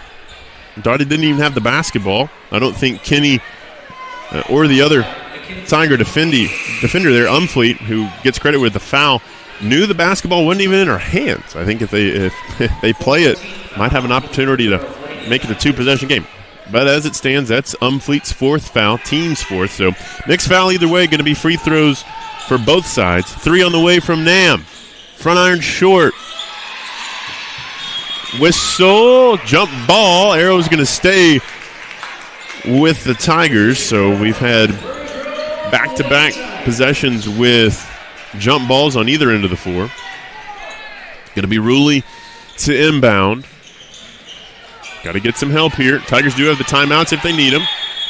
And we'll see. Coach Reed was calling for it. Doesn't look like he got it. So the second 5-second call of the night for Prairie Grove. 42-39, 3:44 to go. 3 on the way with a hand in the face. Won't fall. Kenny White with the defensive board. That's a big one. The Tigers, if they so choose, can run about. Down to 3 minutes to go. Loose ball. I don't know why Kenny didn't try to pick it up there, but we play on. Tigers with the basketball. Kenny down low, going to work on Seagraves. She has to be careful. And that's Seagraves' night. Keelan Seagraves is fouled out. And the not great news if you're Siloam Springs is Journey Dottie, the starter, going to come back into the game with 3 fouls. So interesting stuff as the fouls becoming a problem for Siloam Springs. But these are big free throws for Kenny. Like we mentioned, she had the game's first point at the charity stripe tonight. Has been 1 of 2 every time since. And we'll need to knock the second one home to have an opportunity again. 42-39, 4-point game. Or 3-point game, excuse me. Stays at 3 points. Kenny misses them both. Oh, and a whistle and a foul. That won't make Coach Reed happy, committing the foul on the other end of the floor. That's the 3rd on Cadence. So if you're Prairie Grove, the foul situation is as follows. Umfleet has 4. Jinx has 1. That's off the mark. So good foul all in all from Jinx. 2 fouls on Kenny White and a foul apiece on Brooklyn Stovall and Emmy Ruley. For Siloam Springs is another empty possession. Back-to-back misses for both teams. Out of play, off the knee, and they're going to say it was off of Kenny.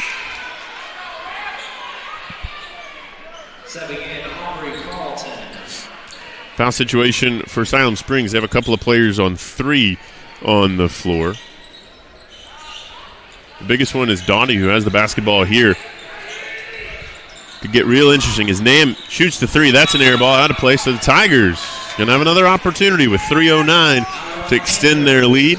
I was going to say Dottie, if she picks up 2 more, be real interesting to see where Siloam Springs goes. Oh, we have a whistle and a timeout. Coach Reed wants to draw something up for his side. Let's take the break with him. You're watching PG Tigers Online and the Southern Sports Network. More basketball in a moment. The story isn't that different from a lot of people that grew up in a small town. My dream was always to play baseball. But as a kid, it's hard to prove yourself when you're so far away from the big leagues. When no one else thought I was good enough, our community did. From family to friends, coaches, and local businesses, my community built me into the player that I am today. And I'm just getting started.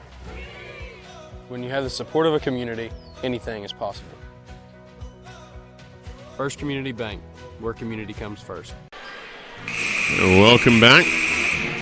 As you see Coach Reed's side break the huddle. Tigers have 2 timeouts remaining.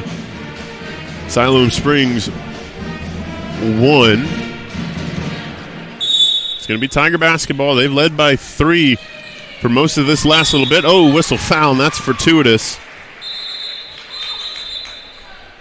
It's going to send Emmy to the line for a couple of free throws.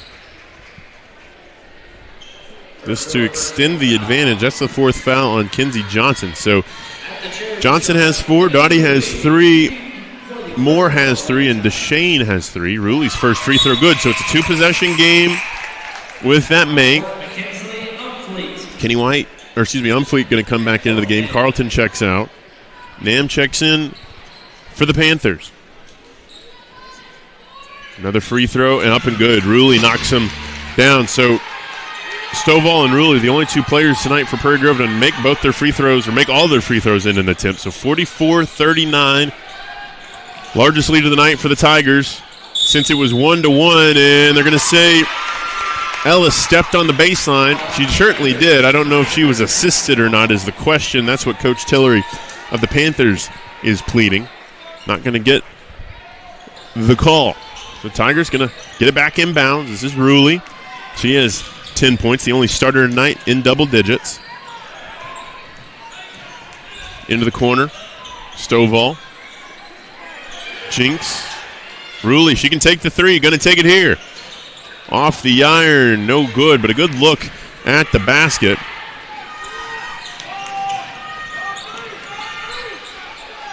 Going down to Dottie. She has the size on Kenny. Kenny does a good job moving her feet. 3 on the way. That's good. 2-point game.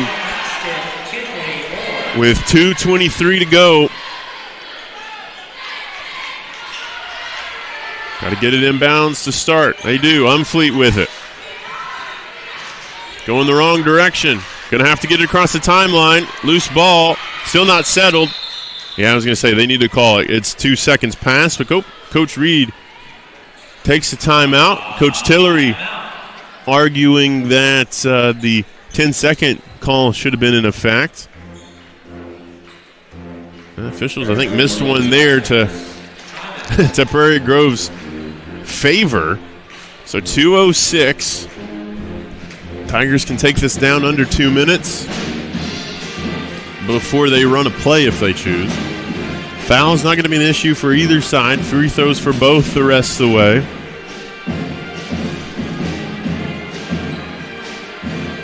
The only Tiger really in foul trouble at the moment is Umfleet with 4.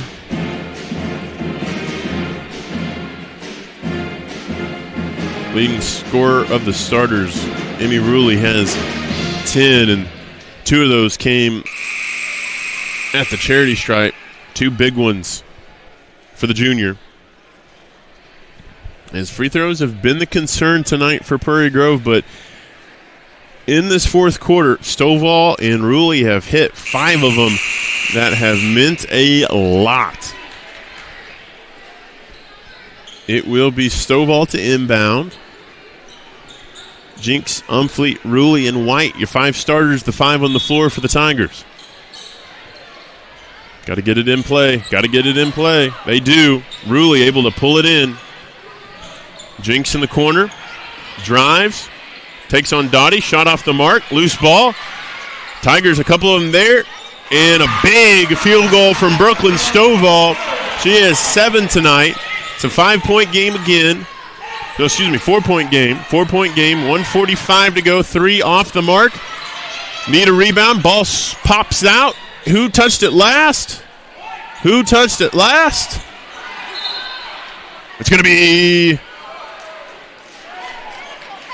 Wow, they're calling that a jump ball. They didn't see who touched it last, so it's going to be Siloam Springs basketball with a fresh 35.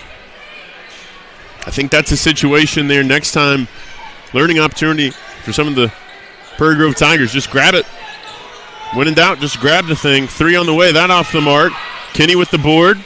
Nearly taken down by Brooklyn Stovall. Picks up her dribble. Got to do something with it. Umfleet. Oh, whistle. Oh, travel. No. Umfleet with the travel with 90 seconds to go. Going to give another opportunity to the Panthers down on the offensive end of the floor.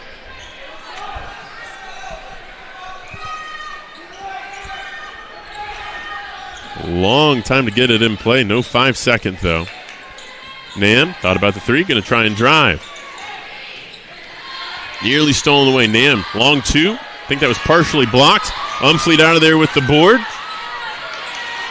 And Rulli going to get it across the timeline. Tigers don't have to go quickly if they don't want to. Probably want to see if you can get it to Stovall or Rulli, because Siloam Springs inevitably going to probably have to start fouling as we go under a minute. 4-point game. A basket here would make things interesting. White in the middle of the paint. Kick out. Rulli for 3. Bottom of the net, and that could be the dagger. 49, 42, 45 seconds to go. 7 points. Nam quickly the other end. That off the mark. Umfleet the board. Siloam's got a foul. They do. Oh, and that's a heavy impact for Umfleet.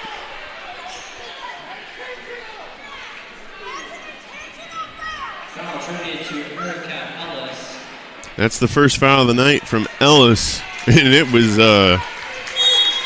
worth the price of admission.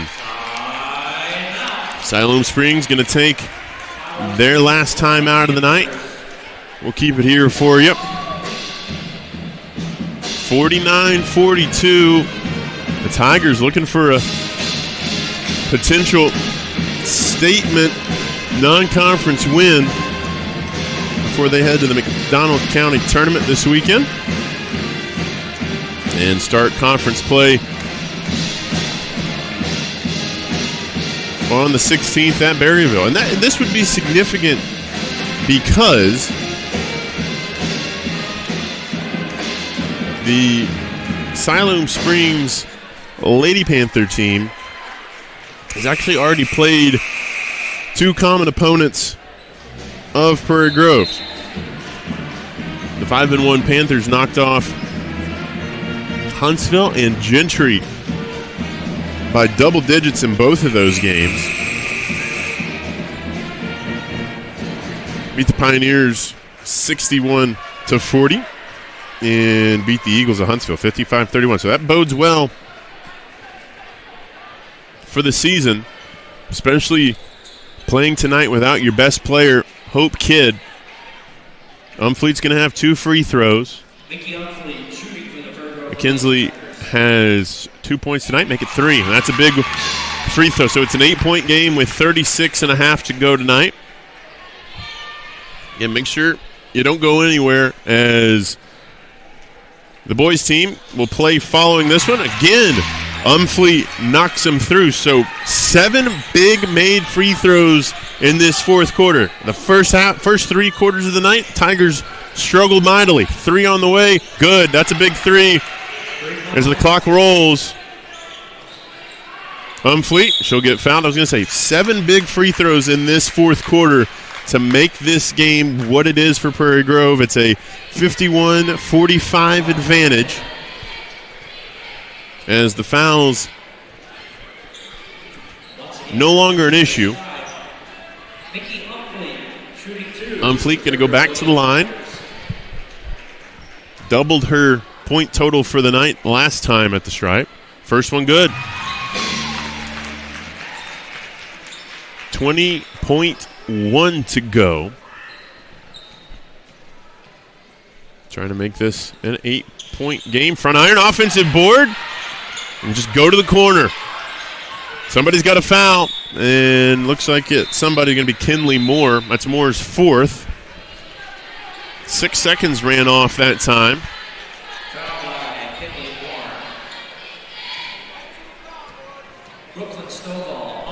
Brooklyn can't get the first to fall, but Brooklyn has been the unsung hero, I'd say, in this fourth quarter. Has stepped in, kind of righted the ship in terms of running the offense. hit those 3 big free throws and misses 2 big ones there. So the Tigers not out of the woods yet. 52-45. Another quick 3. That's off the back of the iron. Long offensive rebound. Panthers go up. That one falls through, and that will do it. The Tigers roar back. Down by 7 at one point tonight. They come back to win 52-47 and go into the McDonald County Tournament 6-3 and on a good footing to head into conference play later this month. We'll take a quick break on the Southern Sports Network and PG Tigers Online. Bring you the second game tonight between the boys of Prairie Grove and the boys of Siloam Springs. Don't go anywhere. We're going to have a lot more great basketball action in the rematch between the Tigers and the Panthers. Don't want to go anywhere as the Tigers take the floor.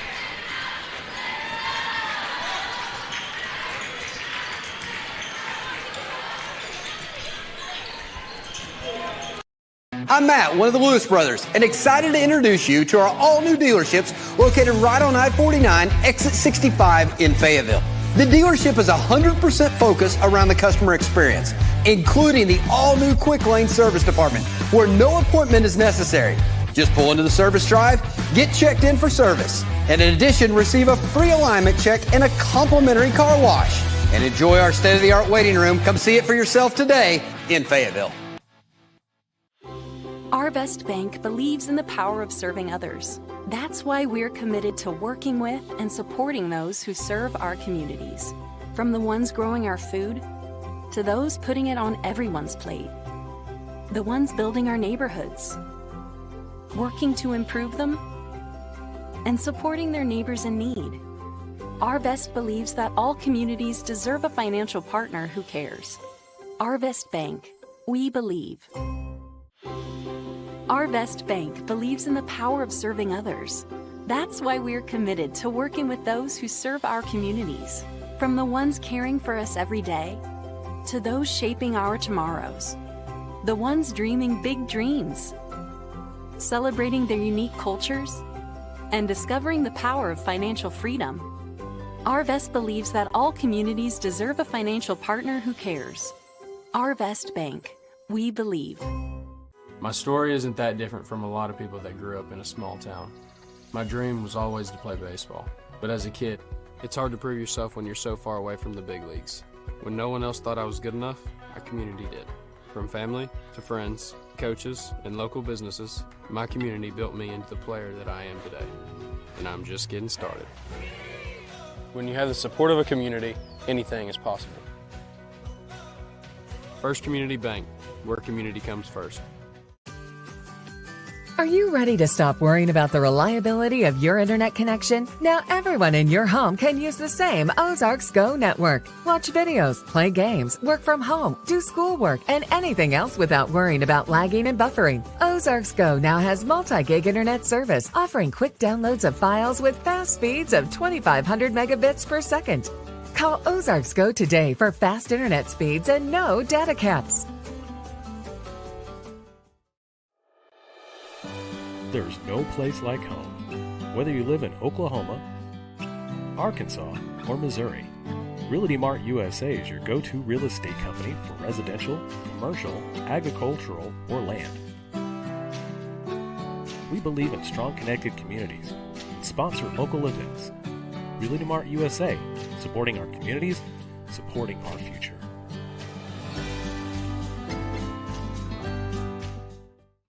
I'm Shelby, one of the Lewis brothers, and excited to introduce to you our all-new dealerships located on I-49, exit 65, right here in Fayetteville. The dealership is 100% focused around the customer experience, including our all-new Quick Lane Service Department, where there's no appointment necessary for an oil change. It's easy, just pull into the service drive, get checked in for your service, and a free alignment check, and a complimentary car wash. Stop by today and check it out for yourself, exit 65, right here in Fayetteville. Don't get benched by slow internet. Team up with Zing Broadband by PG Telco and experience the agility and reliability that you need to stay in the game. Zing Broadband proudly supports the Prairie Grove, Lincoln, and Farmington schools. We wish all of our athletes success this school year. I'm Matt, one of the Lewis brothers, and excited to introduce you to our all-new dealerships located right on I-49, exit 65 in Fayetteville. The dealership is 100% focused around the customer experience, including the all-new quick lane service department, where no appointment is necessary. Just pull into the service drive, get checked in for service, and in addition, receive a free alignment check and a complimentary car wash. And enjoy our state-of-the-art waiting room. Come see it for yourself today in Fayetteville. Our Best Bank believes in the power of serving others. That's why we're committed to working with and supporting those who serve our communities. From the ones growing our food, to those putting it on everyone's plate. The ones building our neighborhoods, working to improve them, and supporting their neighbors in need. Our Best believes that all communities deserve a financial partner who cares. Our Best Bank, we believe. Our Best Bank believes in the power of serving others. That's why we're committed to working with those who serve our communities. From the ones caring for us every day, to those shaping our tomorrows. The ones dreaming big dreams, celebrating their unique cultures, and discovering the power of financial freedom. Our Best believes that all communities deserve a financial partner who cares. Our Best Bank, we believe. My story isn't that different from a lot of people that grew up in a small town. My dream was always to play baseball, but as a kid, it's hard to prove yourself when you're so far away from the big leagues. When no one else thought I was good enough, our community did. From family to friends, coaches, and local businesses, my community built me into the player that I am today. And I'm just getting started. When you have the support of a community, anything is possible. First Community Bank, where community comes first. Are you ready to stop worrying about the reliability of your internet connection? Now everyone in your home can use the same Ozarks Go network. Watch videos, play games, work from home, do schoolwork, and anything else without worrying about lagging and buffering. Ozarks Go now has multi-gig internet service, offering quick downloads of files with fast speeds of 2,500 megabits per second. Call Ozarks Go today for fast internet speeds and no data caps. There's no place like home. Whether you live in Oklahoma, Arkansas, or Missouri, Realty Mart USA is your go-to real estate company for residential, commercial, agricultural, or land. We believe in strong connected communities and sponsor local events. Realty Mart USA, supporting our communities, supporting our future.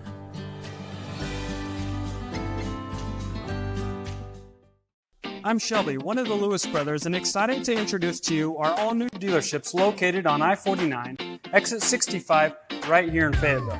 The dealership is 100% focused around the customer experience, including our all-new quick lane service department, where there's no appointment necessary for an oil change. It's easy, just pull into the service drive, get checked in for your service, and a free alignment check, and a complimentary car wash. Stop by today and check it out for yourself, exit 65, right here in Fayetteville. Don't get benched by slow internet. Team up with Zing Broadband by PG Telco and experience the agility and reliability that you need to stay in the game. Zing Broadband proudly supports the Prairie Grove, Lincoln, and Farmington schools. We wish all of our athletes success this school year.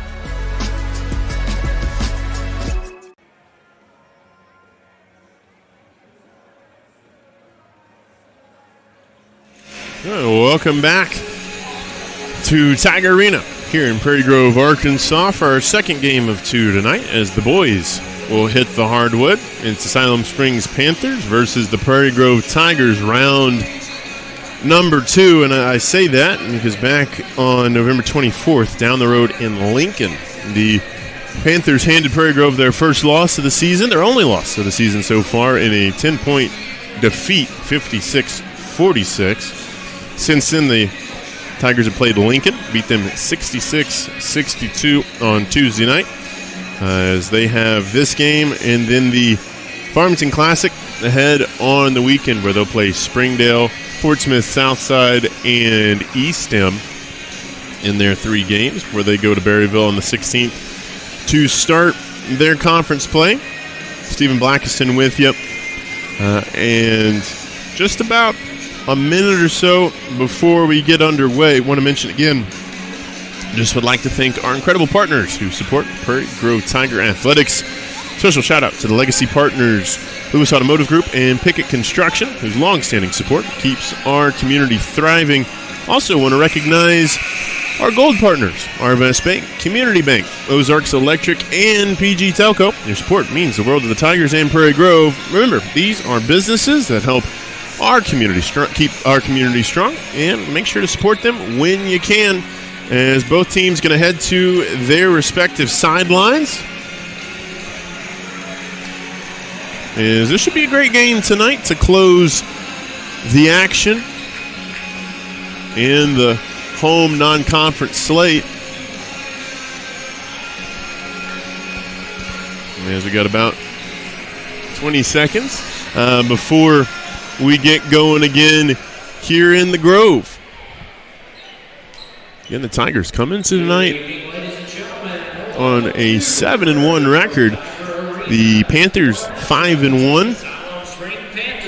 As you see the Siloam Spring Panthers there. Siloam Springs last time out played Bentonville West on the 2nd. They lost that game 59-44, but before then it was 5 straight victories, the last of which was against your Prairie Grove Tigers. They knocked off Lincoln and PG in the Lincoln Classic. Get you the starting 5 for the Panthers of Siloam Springs.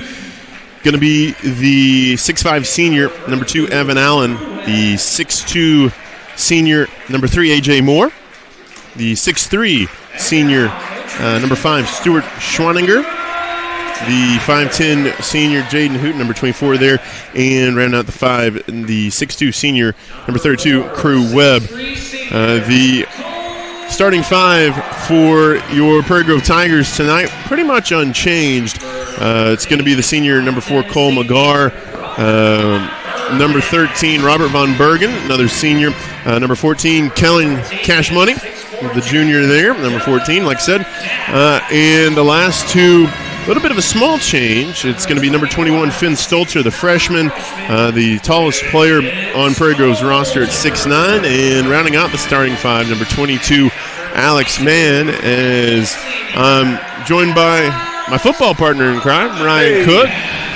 Thanks for swinging by tonight. Should be a great game of boys basketball tonight after the girls come from behind 7 points and pull it off in the first game. Yeah, I kind of wondered. I'd heard that the girls were down, and so then when I got here, it was a 3-point ball game. I thought, man, what happened, you know?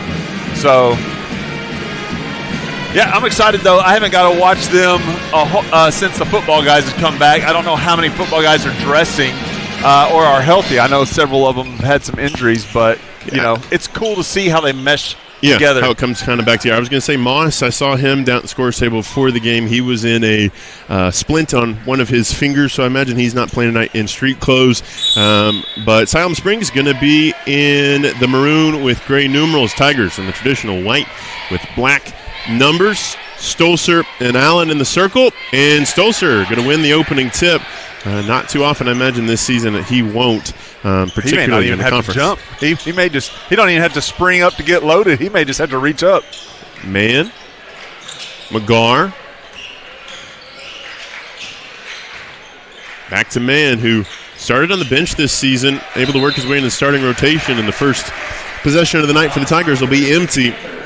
That's hard to do. It's always hard to pass into the inside guy, but I'm glad that he looked, right? You got to feed that freshman a little bit. If you want him to play D and rebound and do all the dirty work, continue to find ways to involve him in the offense. He'd be an easy one to forget and just let him go get the trash points, let him get the rebounds, let him do all the dirty stuff, but reward that guy, Yeah, give him the opportunity. Well, Siloam Springs going to have the basketball for the first time tonight. You look up and down their roster, tons of height. This a 5A team, so Tigers playing up tonight. Big 3 on the way to start the ball game. That off the mark from Allen. Von Bergen. Yeah, Von Bergen brings it down. Robert had a great game against Ozark Catholic the last time we were on the air here at Tiger Arena. Man in the corner. McGar at the logo. No floater from Cole McGar. That off the mark. That's a wrinkle he's added to his game this year. He was hoping for the foul there, too. He drew the contact, but didn't get the foul call. There's A.J. Moore with the first points tonight. The Panthers lead 2-0 in the early going. Man with the mismatched shoes. Stolzer, McGar, 3. Add off the mark, and Allen with the board. Long throw ahead to Hooten, and Hooten makes him pay. It's a 4-0 lead to start for the visitors. Both baskets for Siloam off fast break points. We're going to have to get back. Cash looking to direct the offense. Finds McGar, high pass. Cole able to keep it in play. Cash drives, trying to get some space. Oh, tough basket. If it goes, won't fall. And Moore again with the board. Oh, excuse me, that's to Allen. Ooh, collision for the first foul of the game. You got to be careful with that, Kellen. I mean, that's one of those deals where I thought he was doing a good job. I think it might have been Cole McGar, though. Started saying Kellen was doing a good job of keeping the distance there. Yeah, they're going to get McGar with the harm. As we get back underway, off the inbounds, that's short at the rim. Second chance, no. Third chance, yes. That dude is the Charles Barkley of Siloam Springs right there. He's got some poundage on him. McGar does not. No. Certainly does not. That dude should move over here and play football and basketball. Cash for 3. Stolzer just lays it back up and in. Trevin Brazil would have dunked that, but Stolzer, he did a good job putting it back in. That's what's important. Man with this takeaway. And the Tigers an opportunity to make this a one-possession game in the early going. And they're not letting Cole get any easy threes tonight. They're stepping out, but McGar makes a tough basket in the paint. You know, where McGar was at a disadvantage with size inside the paint a minute ago, he has an advantage in height in the way that they're matching up with him. 6-4. And this is the second time these two have played. That 3 buried in the face. Evan Allen knocks it down for his first points tonight. But I was going to say, second time they've played a week ago at Lincoln in their little tournament. Is that the name of it, their little tournament? No, but if they won, I guess it's there for the taking. But it was a 10-point defeat for the Tigers. Their lone loss on the year. Von Bergen going to drive to the hole. Kick out man. He can knock 3 down. Little long rebound. Yeah, man just sighting it in early on. This is Evan Allen. Attacks the hole. Good move. A tough basket. He's telling Kellen about it, too. And not only was it a good move, but he's letting Kellen know. He chirped a little bit. Yeah, I was going to say, Coach Simmons takes the early timeout. It's 11-4 Siloam Springs. And, that's, I think, something you get when you played each other about 7 days ago. Or maybe trying to do math on air, like 8-9 days ago. Yeah, no, it's for a journalism major. That's scary. But, yeah, that's the thing. You kind of have a little bit of familiarity with some of these guys, having just seen them, a week ago or so. That's to say there could be some payback, which, that kid did pretty good last week, too. So they were talking about him, not him, but the matchup in class and, foul trouble and stuff like that. Just the keys to the game was a lot of it just kind of staying out of foul trouble. And I can already tell just getting back would be something maybe they forgot to talk about because a lot of the points have been in transition. Yeah, a lot of speed from Siloam Springs to start. Looks like Ryan Vachon going to check in. Listed at 6'8", the sophomore, so going to match up, I'd imagine, with Stolzer. That's one of the things. Siloam Springs, they're 6A in football, 5A in all the other sports, just because there's not that extra classification. But they definitely have a roster built for a school of their size in terms of bodies and height. It would be crazy to be 5A again. Yeah, for us, and we'll be there eventually, but it'll be crazy. Kellen looking for some help. Gets it back quickly. That's where Kellen's got to get that pass out. 3 from McGar, off platform, off the mark. Stolzer wears a couple of Panthers on the rebound. Ooh, and going to have a travel. Good. I was afraid Kellen was going to get the foul. So good for the walk there. Stolzer did a good job of going and getting it. The strength's not there yet. He's got to be able to hold on to that ball. He can kind of grow into that. They got to hack it out rather than just tap it out. Kellen Cash. Calling for the screen. He'll get it from his freshman. As I think the game plan is quite obvious from Siloam Springs. Anytime 14 and white touches the basketball, there's going to be 2 Panthers there waiting for him. Well, that's where the quick passes got to happen. Oh, man, a little longer on his second attempt than his first. It's going to remain an 11-4 game with nearing 3 minutes to go in the quarter. Looks like Corbin Dobbs getting ready to come in for Coach Simmons at the next whistle for the Tigers. Kick out, corner 3. That's off the mark. Stolzer has it poked away, and it's going to be a fresh opportunity. Ooh, we'll see. Yeah, we're going to have a conference, and, confirmed it's going to stay with Siloam Springs. Nope. No, they overturned it. They overturned it. I was going to say, well, he did the deflection and pointed towards the Siloam basket, but I guess he, got a little confused. So 3:05 to go in the quarter. Tigers down by 7. And maybe he saw it, but it looked like it very easily could have been off of us. Finn even kind of reacted like, I probably should have got that a little bit better. Can try and get it down to Finn. Von Bergen. He can knock a 3 down if you need. Whipped around for Dobbs, who's checked in. Cash. Floater with a hand in the face. Front iron short is Evan Allen with another board. He's been pretty salty tonight, both ends. I mean, his defense has been good. His rebounding's good. I'm not saying I'm getting a little man crush or anything. I'm just saying basketball-wise, he's a guy you'd want on your team.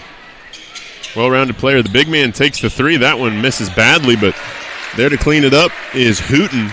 And Hooten has 4 points in the early going. It's a 9-point advantage for the visitors. Cash, Dobbs. Dobbs going to get in among the trees. It's a bad spot for the little man to be. Cash, free throw line jumper. Off the mark. Kellen is certainly, he hasn't scored yet tonight, and he has had to work for every field goal attempt. I'm surprised he hasn't gotten to the goal yet. A lot of it is he's settling for that elbow mid-range jumper, and, I'd like to see him like that right there. Maybe we use Kellen in the pick and roll and then get it to him as he comes off. That way he can get going to the basket. It was a nifty maneuver that time from Siloam Springs, and it's an 11-point advantage with 90 seconds to go in this first frame. Down to Stolzer.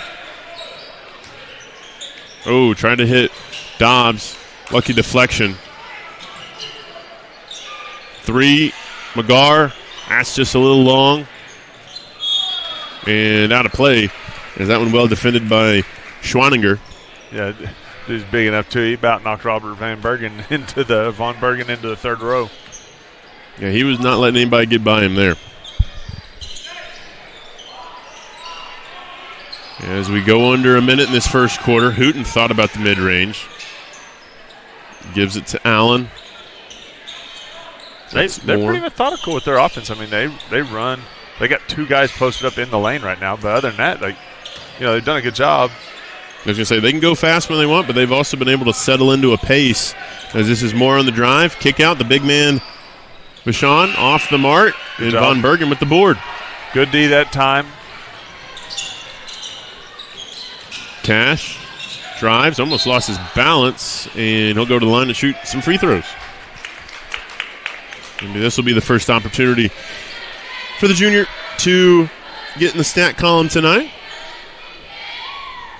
We got some sophomores getting ready to check in. Yeah, Bentley Stewart and Bentley Smith. Yeah, Bentley Smith, the Bentleys. Oh, Cash off the mark on the first free throw. Both of them not afraid to pull the trigger. We'll see if they do it. Yeah, we got Bentleys in Prairie Grove. I don't know about if anybody else has any Bentleys. Don't know how y'all roll. Yeah. But we got Bentleys. We got Bentleys over here. Oh, Bentley Stewart was a little too excited. I think he's coming in for Kellen based on. No, it's because he had to tuck his jersey in. Come on, ref. Hey. I don't even like that rule. The jerseys shouldn't have to be tucked in. What is it, a safety issue? If it's not, let's not worry about it. That's an interesting call for sure.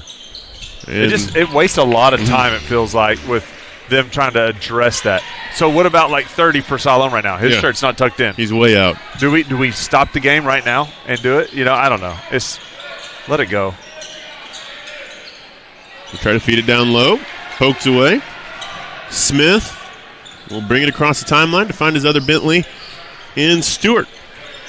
Give him a corner three and see what happens. I guarantee it. Hey! And Cash has the last 4 points of the game for the Tigers, and they get the last points of the quarter. After one, your score, Siloam Springs 15, Prairie Grove 8. We'll take a real quick break here on PG Tigers Online and bring it quarter two when we return. Our Best Bank believes in the power of serving others. That's why we're committed to working with and supporting those who serve our communities. From the ones growing our food to those putting it on everyone's plate. The ones building our neighborhoods, working to improve them, and supporting their neighbors in need. Our Best believes that all communities deserve a financial partner who cares. Our Best Bank, we believe. Well, welcome back. As the first horn sounds, Tigers trail 15-8, but did end the quarter with a 4-0 run, Ryan. We did, and Cash was able to hit a bucket. He scored from the free throw line, but we've been waiting for a shot, to fall, and he stepped outside and knocked him down one. So hopefully that's a sign of things to come, and it just continues to grow here for him. And that's one of those things I imagine as a shooter, you want to see one go through, and then the rest hopefully can follow it from there. He's going to stick with the Bentleys. I'm surprised. I kind of thought they might, got the last 30 seconds and then he would sub back in, but he's going to keep the two Bentleys in. And just to give him a little extra run here tonight. They're just still by the one. Oh, almost a steal. Good deflection. Good deflection.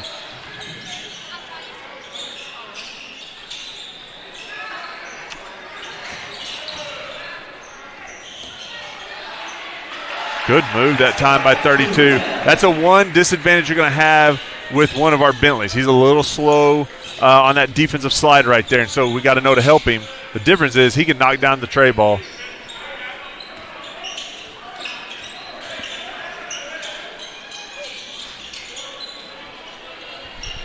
That one did not fall. Rebound Siloam. Yeah, so 17-8. 7 or so minutes to go. Good job by Dobbs. Just keep the guy in front of him. Good job by Dobbs. Deflection. Yeah, Tigers see if they can make the most out of the opportunity. Cash drawing a crowd. Finds Dobbs. Oh, poked away. Pocket, though. And there's nobody back for Hooten. They'll lay it up and in for the easy two. So back to an 11-point game. All the work the Tigers did in quarter one, the end of quarter, was already come undone. Cash draws 3 Panthers, so somebody's got to be open. I can do that math. Get you one. Oh. Smith, Cash, Dobbs. Oh, he has Dobbs wide open under the basket. Saw him just a little late. He'll stay this way, though. Going to stay with the Tigers with 10 seconds to go on the shot clock. McGarr, Von Bergen, and Mann going to come in. The Bentley's going to head back to the garage, as well as Corbin Dobbs.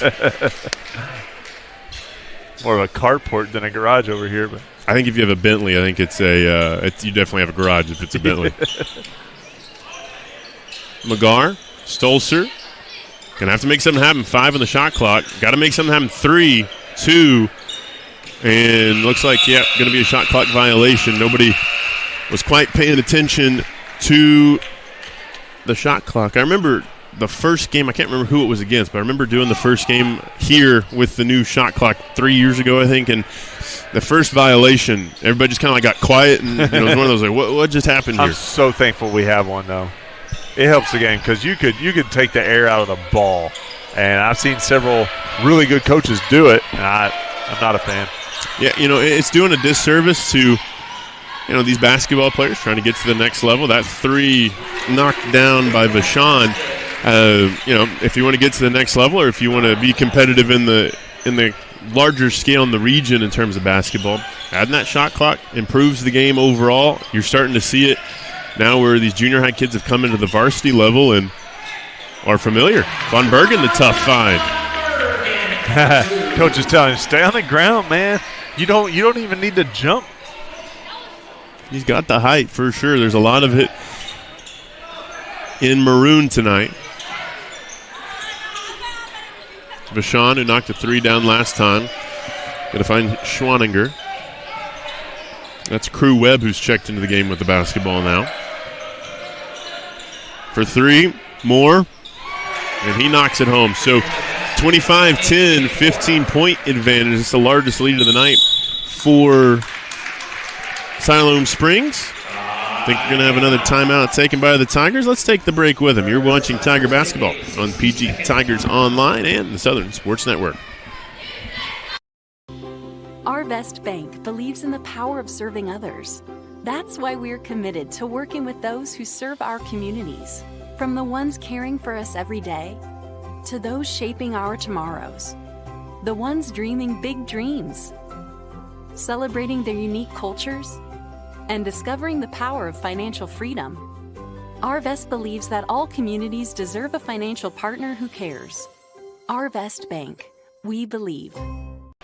Welcome back out of the timeout to your Tigers. Trail 25-10. I was mentioning earlier, this is the last real non-conference game of the season for Prairie Grove. They're going to go to Farmington this weekend to the Farmington Classic and play their first game at 9:30 at night against the Springdale Bulldogs. Then they will play Fort Smith Southside and in their little three-game set with Eastham. I don't know too often a game where you play at 9:30 at night start. That's a big couple of teams right there. Yeah, it's definitely the Tigers are going to go down the road and play with some big boys. Von Bergen had the last basket for Prairie Grove, going to work. Oh, nifty move. Can't get the finish, but like the effort.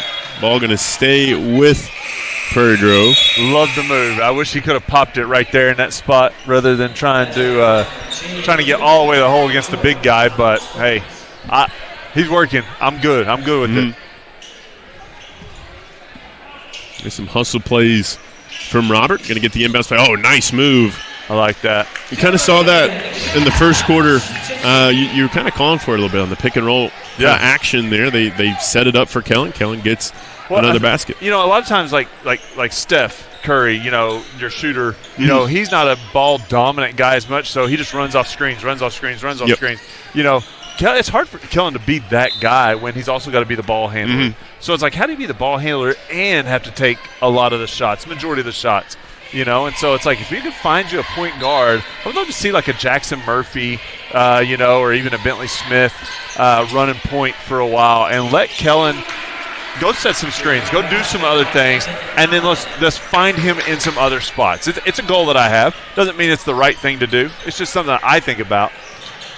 Well, Cash going to run the offense here. Man, going to get a screen from Stolzer. McGar will find Finn down in the painted area. Turn around. Nice shot. Good. I didn't like it at first because his feet weren't set. There was nothing about that looked like good footwork, but, hey, it went in, so keep shooting, brother. Man, and Siloam Springs is fine if you keep it going that way. They'll take your twos and knock down threes on the other end. 31-14. Tigers are doubled up in this second quarter. Cash, Von Bergen for three. That one too strong, and into the waiting arms of Crew Webb. We've got a couple of those from the corner. Yeah, just a little long. Another three. That one off the mark. Stolzer with the easy board. And the Tigers going to have an opportunity to work in the fast break. Von Bergen ahead. Kick out Cash. Extra pass. Man in the corner. This time, little off the mark. Von Bergen tracks it down. Man left alone under the basket. Oh, and just a little too strong to get it to go that time. Right idea, just a little too strong. 31-14, 2:30 to go, first half. Tigers will start conference play at Berryville next Tuesday. Excuse me, 2 Tuesdays. Oh, good job that time by Von Bergen, kind of just getting in there and making him earn it, and he fumbled the ball a little bit. Going to have an opportunity to do something on this end. Robert, nice. And I'd say Von Bergen has been the player of the quarter. Stolzer set that up, though. The pass inside to Stolzer, and Stolzer able to pass out of that, set that up. Well, Siloam Springs is going to take their first time out of the game, 31-16. Like I was mentioning, though, Tigers going to start conference play on the road against Berryville, and then the home conference opener will be against the Gravette Lions on December 19th. We'll have that game for you on PG Tigers Online and the Southern Sports Network. You know, this year in the conference, I feel like it's never been more wide open than it is this year, especially since Farmington has moved up to the 5A level. Thank goodness. No kidding. But, yeah, and we got a nice little setup here with, you know, a lot of times, like when football season's over, you're thankful that they're coming over because you need all those guys to come over. I don't think you had to have them this year. You've got a good little team without them. They just add a ton of value. You got a lot of good players coming over from football, but it wasn't one of those deals where, like, you were piecing together everything. You actually had a pretty good little team here. It was kind of like the core basketball guys were the brownie and the football guys were the ice cream on top. They were just a little bit extra. As we get back underway, 2 minutes to go and a half. And it makes us really deep as a team. Like, you know, that's something where, you know, a lot of times our smaller schools, one injury away from having a big struggle. Yeah, and that's the thing, you know, talked a little bit about during the girls' game with Coach Reed's side. Hope Kidd in a walking boot. You know, she is a big loss for that team, but the Tigers still found a way in the girls' game to overcome it and put one in the left-hand column tonight. Pushing that offense way out to half court. Should open up some driving lanes. 18-footer, that off the mark, and tough rebound for Evan Allen as at the basket this time the visitors can go up 20-plus on your hosts. Hooten attacking the basket. Off-platform shot will fall, and it's a 20-point advantage for the Panthers, 36-16. Hooten has 8. I didn't get to watch this the other night, but how did it look the last time we played them? I didn't get to see it against Siloam Springs either, but I would say the last time we were here, that three buried and in the face of Alex Mann. I was going to say, when we had Ozark Catholic here back in November, the game was close for a while, but Prairie Grove just kind of leaned on them enough to pull it away. But I think you're seeing a little bit with 42.6 to go in the half, a little bit of that 5A kind of 4A disparity starting to come to fruition a little bit, I think. Yeah, because they're definitely, I mean, they're stout, and they got guys that are executing at a high level, and they're making their baskets. You know, that may not happen in the second half, but right now, so far, they've been making. Von Bergen going to take the three. Bottom of the net for Robert Von Bergen. Good pump fake that time by Von Bergen. Yeah, Robert has 7 in the first half. Not normally the scoring threat of the starting 5, but he has had to be that tonight. 20-point game. 15 seconds or so. Siloam going to just hold for the last shot. Might as well. Tigers will start with the basketball in the second half. Great play design and look. Full court heave. Oh, wow, that was close. Found the rim, but not the bottom of the net. So, at the break, your Tigers trail 41-19. We'll take a break with the Prairie Grove Tigers and bring you quarters 3 and 4 when we return in a moment. I'm Matt, one of the Lewis brothers, and excited to introduce you to our all-new dealerships located right on I-49, exit 65 in Fayetteville. The dealership is 100% focused around the customer experience, including the all-new Quick Lane Service Department, where no appointment is necessary. Just pull into the service drive, get checked in for service, and in addition, receive a free alignment check and a complimentary car wash. And enjoy our state-of-the-art waiting room. Come see it for yourself today in Fayetteville. Our Best Bank believes in the power of serving others. That's why we're committed to working with and supporting those who serve our communities. From the ones growing our food to those putting it on everyone's plate. The ones building our neighborhoods, working to improve them, and supporting their neighbors in need. Our Best believes that all communities deserve a financial partner who cares. Our Best Bank, we believe. Our Best Bank believes in the power of serving others. That's why we're committed to working with those who serve our communities, from the ones caring for us every day to those shaping our tomorrows, the ones dreaming big dreams, celebrating their unique cultures, and discovering the power of financial freedom. Our Best believes that all communities deserve a financial partner who cares. Our Best Bank, we believe. My story isn't that different from a lot of people that grew up in a small town. My dream was always to play baseball, but as a kid, it's hard to prove yourself when you're so far away from the big leagues. When no one else thought I was good enough, our community did. From family to friends, coaches, and local businesses, my community built me into the player that I am today. And I'm just getting started. When you have the support of a community, anything is possible. First Community Bank, where community comes first. Are you ready to stop worrying about the reliability of your internet connection? Now everyone in your home can use the same Ozarks Go network. Watch videos, play games, work from home, do schoolwork, and anything else without worrying about lagging and buffering. Ozarks Go now has multi-gig internet service, offering quick downloads of files with fast speeds of 2,500 megabits per second. Call Ozarks Go today for fast internet speeds and no data caps. There's no place like home. Whether you live in Oklahoma, Arkansas, or Missouri, Realty Mart USA is your go-to real estate company for residential, commercial, agricultural, or land. We believe in strong connected communities and sponsor local events. Realty Mart USA, supporting our communities, supporting our future.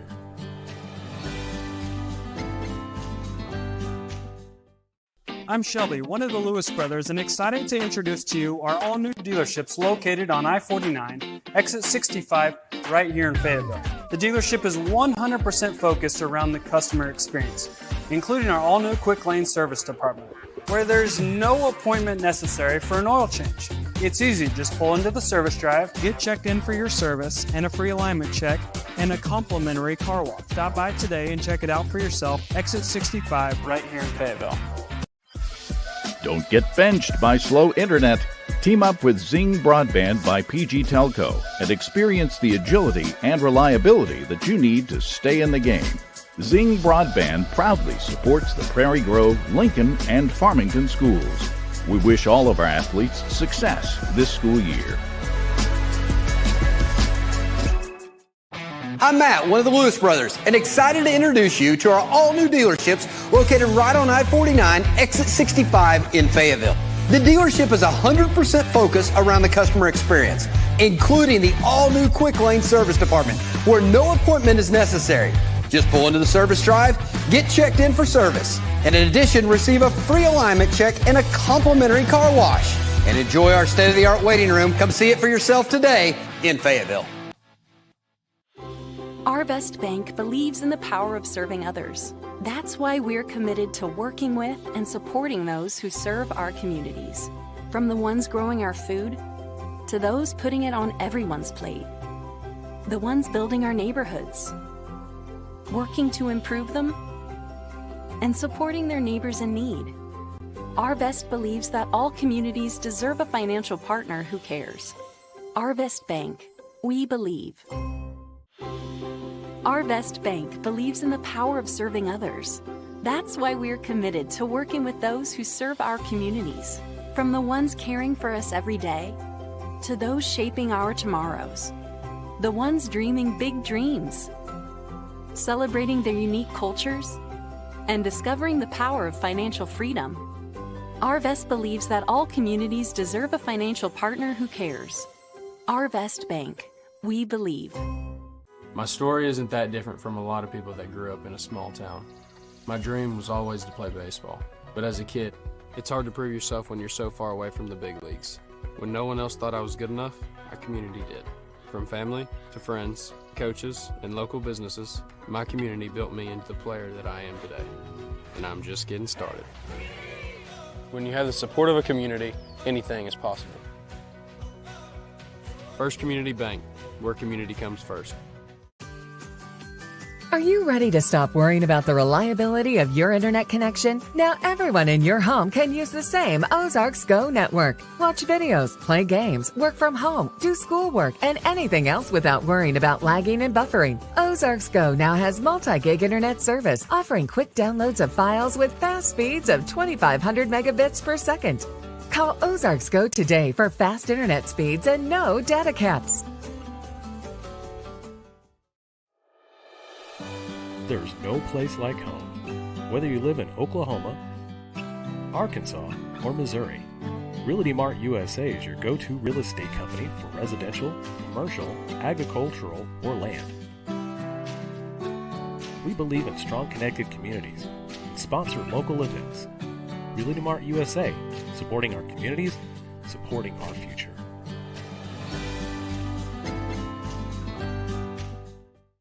I'm Shelby, one of the Lewis brothers, and excited to introduce to you our all-new dealerships located on I-49, exit 65, right here in Fayetteville. The dealership is 100% focused around the customer experience, including our all-new quick lane service department, where there's no appointment necessary for an oil change. It's easy, just pull into the service drive, Get checked in for your service and a free alignment check and a complimentary car wash. Stop by today and check it out for yourself. Exit 65 right here in Fayetteville.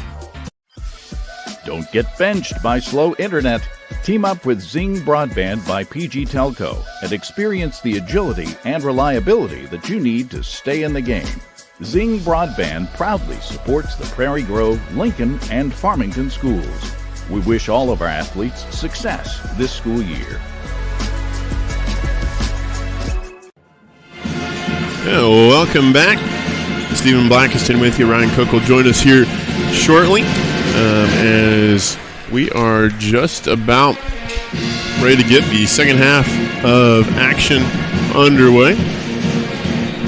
Tigers trail 41-19. The girls, if you missed it, won the first game 52-45, after trailing by 7 points in the third quarter. Came back and won the game as we welcome Ryan back after his trip to the concession stand. What'd you get over there? A little pizza pretzel. Never heard of it, but I was going to give it a shot because it's my dinner tonight. So. I see. They wonder how I get as handsome as I am. Yeah. Not eating as much as I do, but meals are optional, right? They are. I'm usually too busy. I get the feeling. So it's going to be Prairie Grove basketball to start the third quarter. They trail 41-19. Haven't been able to get this guy with the basketball, Kellen Cash, going too much tonight. Again, got to get him off the ball a little bit and get the ball back to him in some favorable positions. Cash has it. He's double teamed. Going to find McGar at the G. Or you need someone like McGar to start getting some. Alleviate the pressure touches. a little. McGar just slapped number 3. McGar's open, but Von Bergen, can't get the friendly roll. Cash, there second we go, chance. going to the goal. Not there. Out of bounds. Going to stay with Prairie Grove. And it looks like his last touch by Schwaninger. But I was going to say, when McGar was standing on that G, used to be probably the whiskers of the tiger head we had here at Tiger Arena. It is crazy to not have that anymore. I was pretty used to it. Stolzer. Strong move. Yeah, strong move. Just can't get it to find the bottom of the net. So 41-19. First couple of possessions or opportunities for the Tigers come up empty, and we'll have a travel, and the Tigers will have another chance. The other thing you hope Stolzer gets in his repertoire with that, because I like that move a lot, would be the tiny pump fake within the drive to the goal to get it off the glass. That's something you'll see eventually. And that's the thing about Finn. Like we've said, just a freshman. Yeah. Has another 3 years of basketball ahead of him. And who knows if he's done growing. Yeah, he's a blank canvas, I think. I mean, he's just very green. So here you go. Get to the goal. Good. Nice. Give the assist to Von Bergen. That's what I was going to say. game. Von Bergen really made that happen right there. Looking for him, keeping his eyes open. You know, you got a big guy rolling to the basket, so reward him. It's certainly easy for him to see. The big man. Oh, cut to the basket that time from Crew Webb. All right, now if I'm Von Bergen, I come over there and say, Stolzer. I don't know, but that can't happen. Cash going to wave man to the other side of the floor. Last touched by Webb, and it's going to be Tiger basketball in front of their own bench. This official, he's been doing his workouts. Mm-hmm. Muscled up. He used to not be that big. Got in the gym in the offseason. That's right. Von Bergen. Going to get a quick pass back from Alex Mann. Now, I did like what we were trying to set up that time. We were using Kellen to do some screening. Shot clock violation, but you saw the motion there that time. I think they're kind of the adjustment is Von Bergen's going to be the guy who is the penetrator to try and clap some defense, get Stolzer some looks. Yeah, we got a little late into our set, but that's exactly what we wanted right there. 43-21. 22-point game here in the third.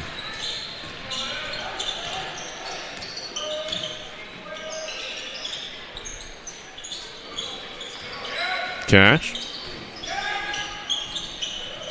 Drawing a crowd. Good little move right there, though. Five didn't know where he was. Von Bergen. Going to get to that motion. Oh, lost the handle. He's down under the basket. And first trouble is going to draw the foul. Yeah, I think they kind of bailed us out there. But I like Von Bergen's move right there. If he wouldn't have fumbled the ball, it would have been two. And Coach Tim Stewart for Siloam Springs, not a big fan of that call at first, but going to send Robert to the line, who's having quite the night tonight so far. First free throw, no good. Robert has 7 to lead all scorers this evening. Well, for Prairie Grove. Yeah, for Prairie Grove. Cash has 6. Stolzer has 6. McGar with 2. Oh, all right. Oh, that was weird. That was weird, but we play on.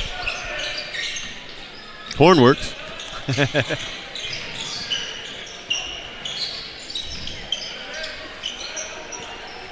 Hooten going to take the 3 with man in the face and buries it.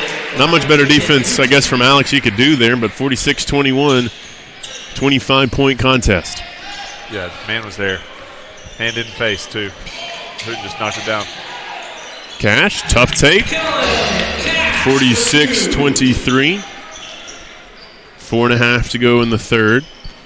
You know, we show a little token pressure, then we kind of back off, but you know, with them having the lead, I would assume pressure would be the way to get back in it. They're going to get Cash with the foul and count the basket. See, now those are the ones I'm not a big fan of, and I'm not against the officiating here, but it's like you should be able to stand in the middle of the lane and have a rule of verticality where you do draw contact, you jump straight up, but you don't get a foul. And I didn't look at his arms well enough to see if he brought him down. I'm sure if we watched it back, he probably was guilty. But I want the defense to have a chance to play defense, even tight inside the goal. That and one free throw from Allen makes it a 49-23 game, and also gives Allen 19, so he is 4 points off of outscoring the Tigers single-handedly. Senior from Siloam's having himself a night.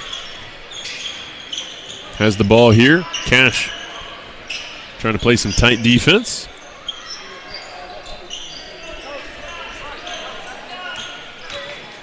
On the drive, whistle foul. And stop me if you've heard it before, but Allen going to go to the line for more free throws. Stolzer got the block that time, but I mean, I guess you could credit, Kellen for getting the foul to cause it, but. Second personal foul, second team foul for the Prairie Grove Tigers this period. Wanted to mention, if you haven't already, consider subscribing to PG Tigers Online. Went over 2,900 subscribers after the Warren playoff game. We're trying to get to 3,000 before the end of the year. And another note, Ryan, in the YouTube era of the live stream, Friday night was the most watched Prairie Grove broadcast of all time. 12,000 viewers. That's awesome. I did have a couple people call me out about some stuff on there saying, hey, you said this, and hey, you called me the wrong name that. And, hey, so, I mean, I know there's some people tuning in and watching it back afterward. And so, really cool, though. It was a great game. It was fun to be there. Missed it already. You know, I wasn't ready for football to end. I'll be honest with you. No, it didn't be it wasn't the result the Tiger faithful wanted, but you're certainly right. It was a great game as a neutral. That 3 dead and buried, and that makes it a 54-23 game, and Mr. Allen has more than Prairie Grove with 24 on the night. But, yeah, I was going to say it was a great game, great little fun road trip down to Warren, but just wish that it went the other way. And it was close. It was a good game. It was real close. So maybe we can scratch and claw our ways back into this one. Cash, that one off the mark. Allen with the board. He may have a double-double tonight. Certainly has that opportunity. Hooten, tough take to the rim as the points continue to pour in for the Panthers. Kellen trying to do a little too much right there. That's a frustration turnover. Oh, and that's called up. I was going to say, you have 24 points, and that's the one you miss. That dude's fast now. And physical. Got off the mark. Cash as a bit of a track meet's broken out. Last couple trips down the floor. Cash, that shot off the mark. He's definitely off tonight. A lot of times that falls. Hooten for 3. Knocks it through as well. Hooten has 13 on the night, and the Panthers going to empty their bench early with 2:02, 59-23, as have a timeout on the floor. We'll stay with it here on PG Tigers Online. So once these 2 minutes come to a close, we will have the sportsmanship rule for the final quarter. So be a fairly quick quarter, and the Tigers are going to be headed to Farmington. What is the rule? I believe it's 25. 25 in the fourth. Mm-hmm. And I always talk about how it really I feel like it should be 20, because like in basketball, there's not much of a difference between up 25 and up 20. I wonder what the biggest comeback for one of these high school games is, though. That's true. Because, I mean, you take away that opportunity to be the next biggest comeback. It would definitely be quite the mountain to climb for Prairie Grove here, but 59-23. And again, the scoreboard not in the Tigers' favor. This is one of those games. It's kind of the Diet Coke analogy. These calories don't particularly count for anything other than pride. Well, and maybe we have a little bit more success here against their second group. That one off the mark. Long rebound, Alex Mann, who's the hero against Ozark. McGarr gets only his second basket of the night. He just hasn't gotten inside very often. I know Siloam's got the size, but he's the guy that can score around the basket really well. I'd like to see him, earlier in the game, get more inside touches. That's off the mark. And the Tigers are going to have an opportunity to run it out the other way. McGarr back to the basket, off the mark. Collision. And Siloam Springs going quickly the other way. And let's give that basket to Jackson Lashley. I wonder if his Uncle Rhett. I was going to say, I wonder if there's any relation there. Well, I don't really know if it's his uncle. I was just being silly. Turnaround jumper. Cash gets it to go as we're under a minute to go in the third quarter. Again, stick with us as we'll bring in the fourth when we return. Jump ball with 29 seconds, there. Possession will stay with Siloam. We'll see how we match up here. We're going straight man-to-man or this little X, this little matchup man. Nice pass over the top. And they get that down to Vashon and make it look easy. Deep three, Cash finds the bottom of the net. Makes it a 33-point game, 63-30. Final seconds of the quarter. Three on the other end, no good. Stolzer with the board, and we'll have a foul with 3.2 seconds. I want to just tease something we can talk about when we come back for the fourth quarter, but a bit of big news this week in the world of Prairie Grove football and athletics. We'll tell you the rest of the story when we return. What? He just got a foul. He drew the foul. Not so fast, I suppose. We'll get to these free throws first. And might want to tell the cheerleaders that there's some free throws in the pep band. Trying to get this down to a 30-point game. Yep. Thank you. And there goes the band. Yep. Yep. You can tell which ones are watching the conductor and which ones aren't. First one for Kellen Good. Ties his jersey number. We may throw some subs in here. Second one good.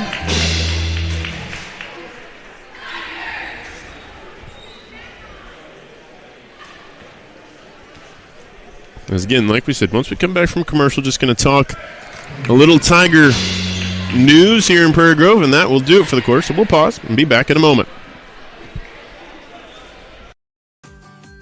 Are you ready to stop worrying about the reliability of your internet connection? Now everyone in your home can use the same Ozarks Go network. Watch videos, play games, work from home, do schoolwork, and anything else without worrying about lagging and buffering. Ozarks Go now has multi-gig internet service, offering quick downloads of files with fast speeds of 2,500 megabits per second. Call Ozarks Go today for fast internet speeds and no data caps. As we break from action and get ready for the fourth quarter, it should start and not stop until it hits triple zeros. But that big news was going to talk about the Prairie Grove Field House. Had the open house a couple of weeks ago, the week of the Pocahontas Prairie Grove playoff game. As a deep three on the way. That off the mark, like we mentioned going into the break, that was Silas Reno with the three. The Tigers have emptied their bench. We'll get you those names in a moment, but had an open house for it, and before too long, I imagine the football, soccer, and softball team's going to be moving into the new digs. It's really cool that they got something. You know, it's one of those things that we've needed it for a long time. It was past due, so I'm really thankful that the school found the funds to get something for us. The kids deserved it. We had kids dressing in bathrooms. We had kids dressing in sheds. We had kids dressing in field houses that were older and dirty even when my uncles were probably there, and definitely was bad when I was there. So just, an opportunity to bless these kids that spend a lot of time and a lot of energy up here doing stuff. This arena has been a blessing. Our community passed a millage and got behind the basketball. We had a decent basketball gym, but like the locker room situation was rough and some of that. So it was great to get over here and get it on the high school campus. So it's been pretty awesome. The last I think this is year number 9. I was going to say closing in 11. On 10. Yeah, somewhere in there. So. Just really thankful, and it was something that needed it over there on the other side with football and baseball and soccer and track. So I didn't get a view it the other night. We had another nice, awkward shot there by Stewart, but it almost went in. Mm-hmm. I was surprised he got it off and didn't get out of bounds. But it's one of those deals like I hope the community went and saw and enjoyed and saw what our tax dollars go for. I mean, it's blessing the kids. It's not frivolous, that's for sure. No, certainly. You pair that with the new junior high still being finished. Should be ready, I think, next school year. But yeah, it's the growth that is on the way for Prairie Grove or kind of is already here in the middle schools and stuff like that. On the athletic side of things, you kind of have to maintain pace with who all is around you. So you're going from being a 4A school to more than likely being a 5A school in at least football, and quickly closing the gap to being a 5A school in a lot of the other sports. So you look at all the others, that foot was on the line, doesn't matter anyway. The indoor practice facility and field house for your football and other sports programs, your turf football field, so you can have football, you can have soccer, you can have graduations, things like that on it. It's all little just wrinkles kind of along the way of kind of navigating what this next era of the school district of Prairie Grove, the athletic department of Prairie Grove will look like. And everything grows, everything will grow. Band will grow. It'll have new space available. There's Stewart getting him a 3. But the band facilities will grow with our development. Agri grows and he's able to expand back over to the junior high a little bit. With the new building, everything grows a little bit. The arts will grow. And there's talks of trying to find a way to put a performing arts center on campus. And so there's a lot of growth happening. It's not just in one area. It's in a lot of areas, and it's good growth. So it's not bad. No, it certainly is. I mean, you, I'm sure, had a firsthand tonight coming from a planning commission meeting on your Thursday night. We appreciate you kind of doing the double duty for us tonight. But, yeah, it's just all kind of a part of where this community's headed. Here come a couple more guys, a couple football guys coming in. Stuckey and Jackson Murphy are coming in along with Kai Hodges. Yeah, Stuckey had his name called a few times last Friday in kick coverage.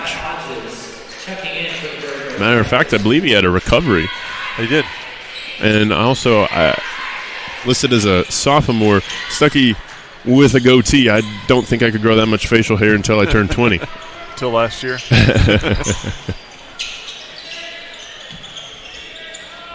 Well, Stuckey's going to wear 24.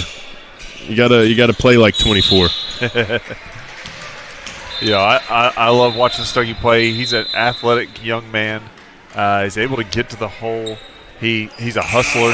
So, if that being a sophomore, it might be tough to see some court time. So I'm going to have to pick up some JV. Mm-hmm. But he's a guy, as some of these older ones transition out, he's going to be a big piece. And, Murphy, I think, is someone else, too, who's going to be someone we really show up, hear about conference time. We'll start showing up. Nice hustle. Yeah, I was going to say, great hustle play there by, you see the number when he turns around, looks 20. Like 20. And number 20 in your program is going to be Brady Butler, 6'5" senior, getting to play. And, of course, I would say Siloam's football guys have already been a part of the team, if they have any, as their season ended back at the start of November. Yeah, so they've got, it's not very often you got a 6'5" guy that can move as well as that guy just moved, sitting on your bench. I was just saying, you're end off your second team off your bench as well. Well, they get it into Stuckey.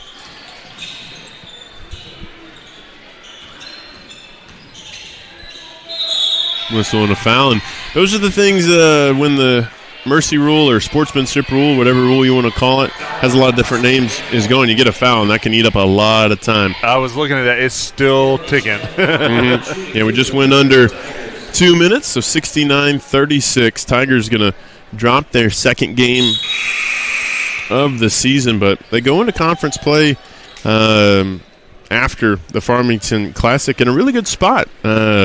Rattling off some really good wins to start the year. I think the Ozark win way back at the beginning of the season is going to pay a lot of dividends down the road. Yeah, and you're playing some tough non-con here. You lost to, Siloam twice. You're going to play some 7A schools in Farmington. So, you're playing some tough teams here. You hope that all that does is make conference a little easier, right? It makes some of that tough grind a little easier. Yeah, you can make the argument that, it's not the Springdale team of last year, but still it's Springdale. It's one of the biggest high schools in the state of Arkansas. They're bound to have some really good basketball talent. Luckily for them, Isaiah Seeley's not walking through that door on the weekend. Us. Yeah. Not for them. Not for us, yes. Yeah, he's walking through, but he's walking through Bud Walton now. Yeah. Wonder if Arns will be there this weekend. Hadn't thought about that. Hey! And a big three there. There's Ramo to knock it down, so it's a 69-40 game. This will be the last possession with a shot clock, so we'll see if Siloam Springs can make anything happen. It was a 10-point game a week ago. Going to be a little bit more than 10 tonight. As that 3 back iron Stuckey with the long board, and the Tigers can make this a little closer this time down the floor. Big 3. Bottom of the net. I think you'll see a lot more of that this year. He just came back from football. He'll work his way. There's your guy that can shoot that corner 3. That was Jackson Murphy, the 6-foot sophomore, so that'll go out of play. And that will do it for tonight's second game. The Boy Tigers fall 69-43 in the Prairie Grove basketball team. Going to be back on PG Tigers Online in a couple of weeks. We'll have the home conference opener on December 19th against the Gravette Lions. Have a safe and sound night. For Baylor Kissinger, our camera operator, for Ryan Cook, I've been Stephen Blackiston, and go Tigers.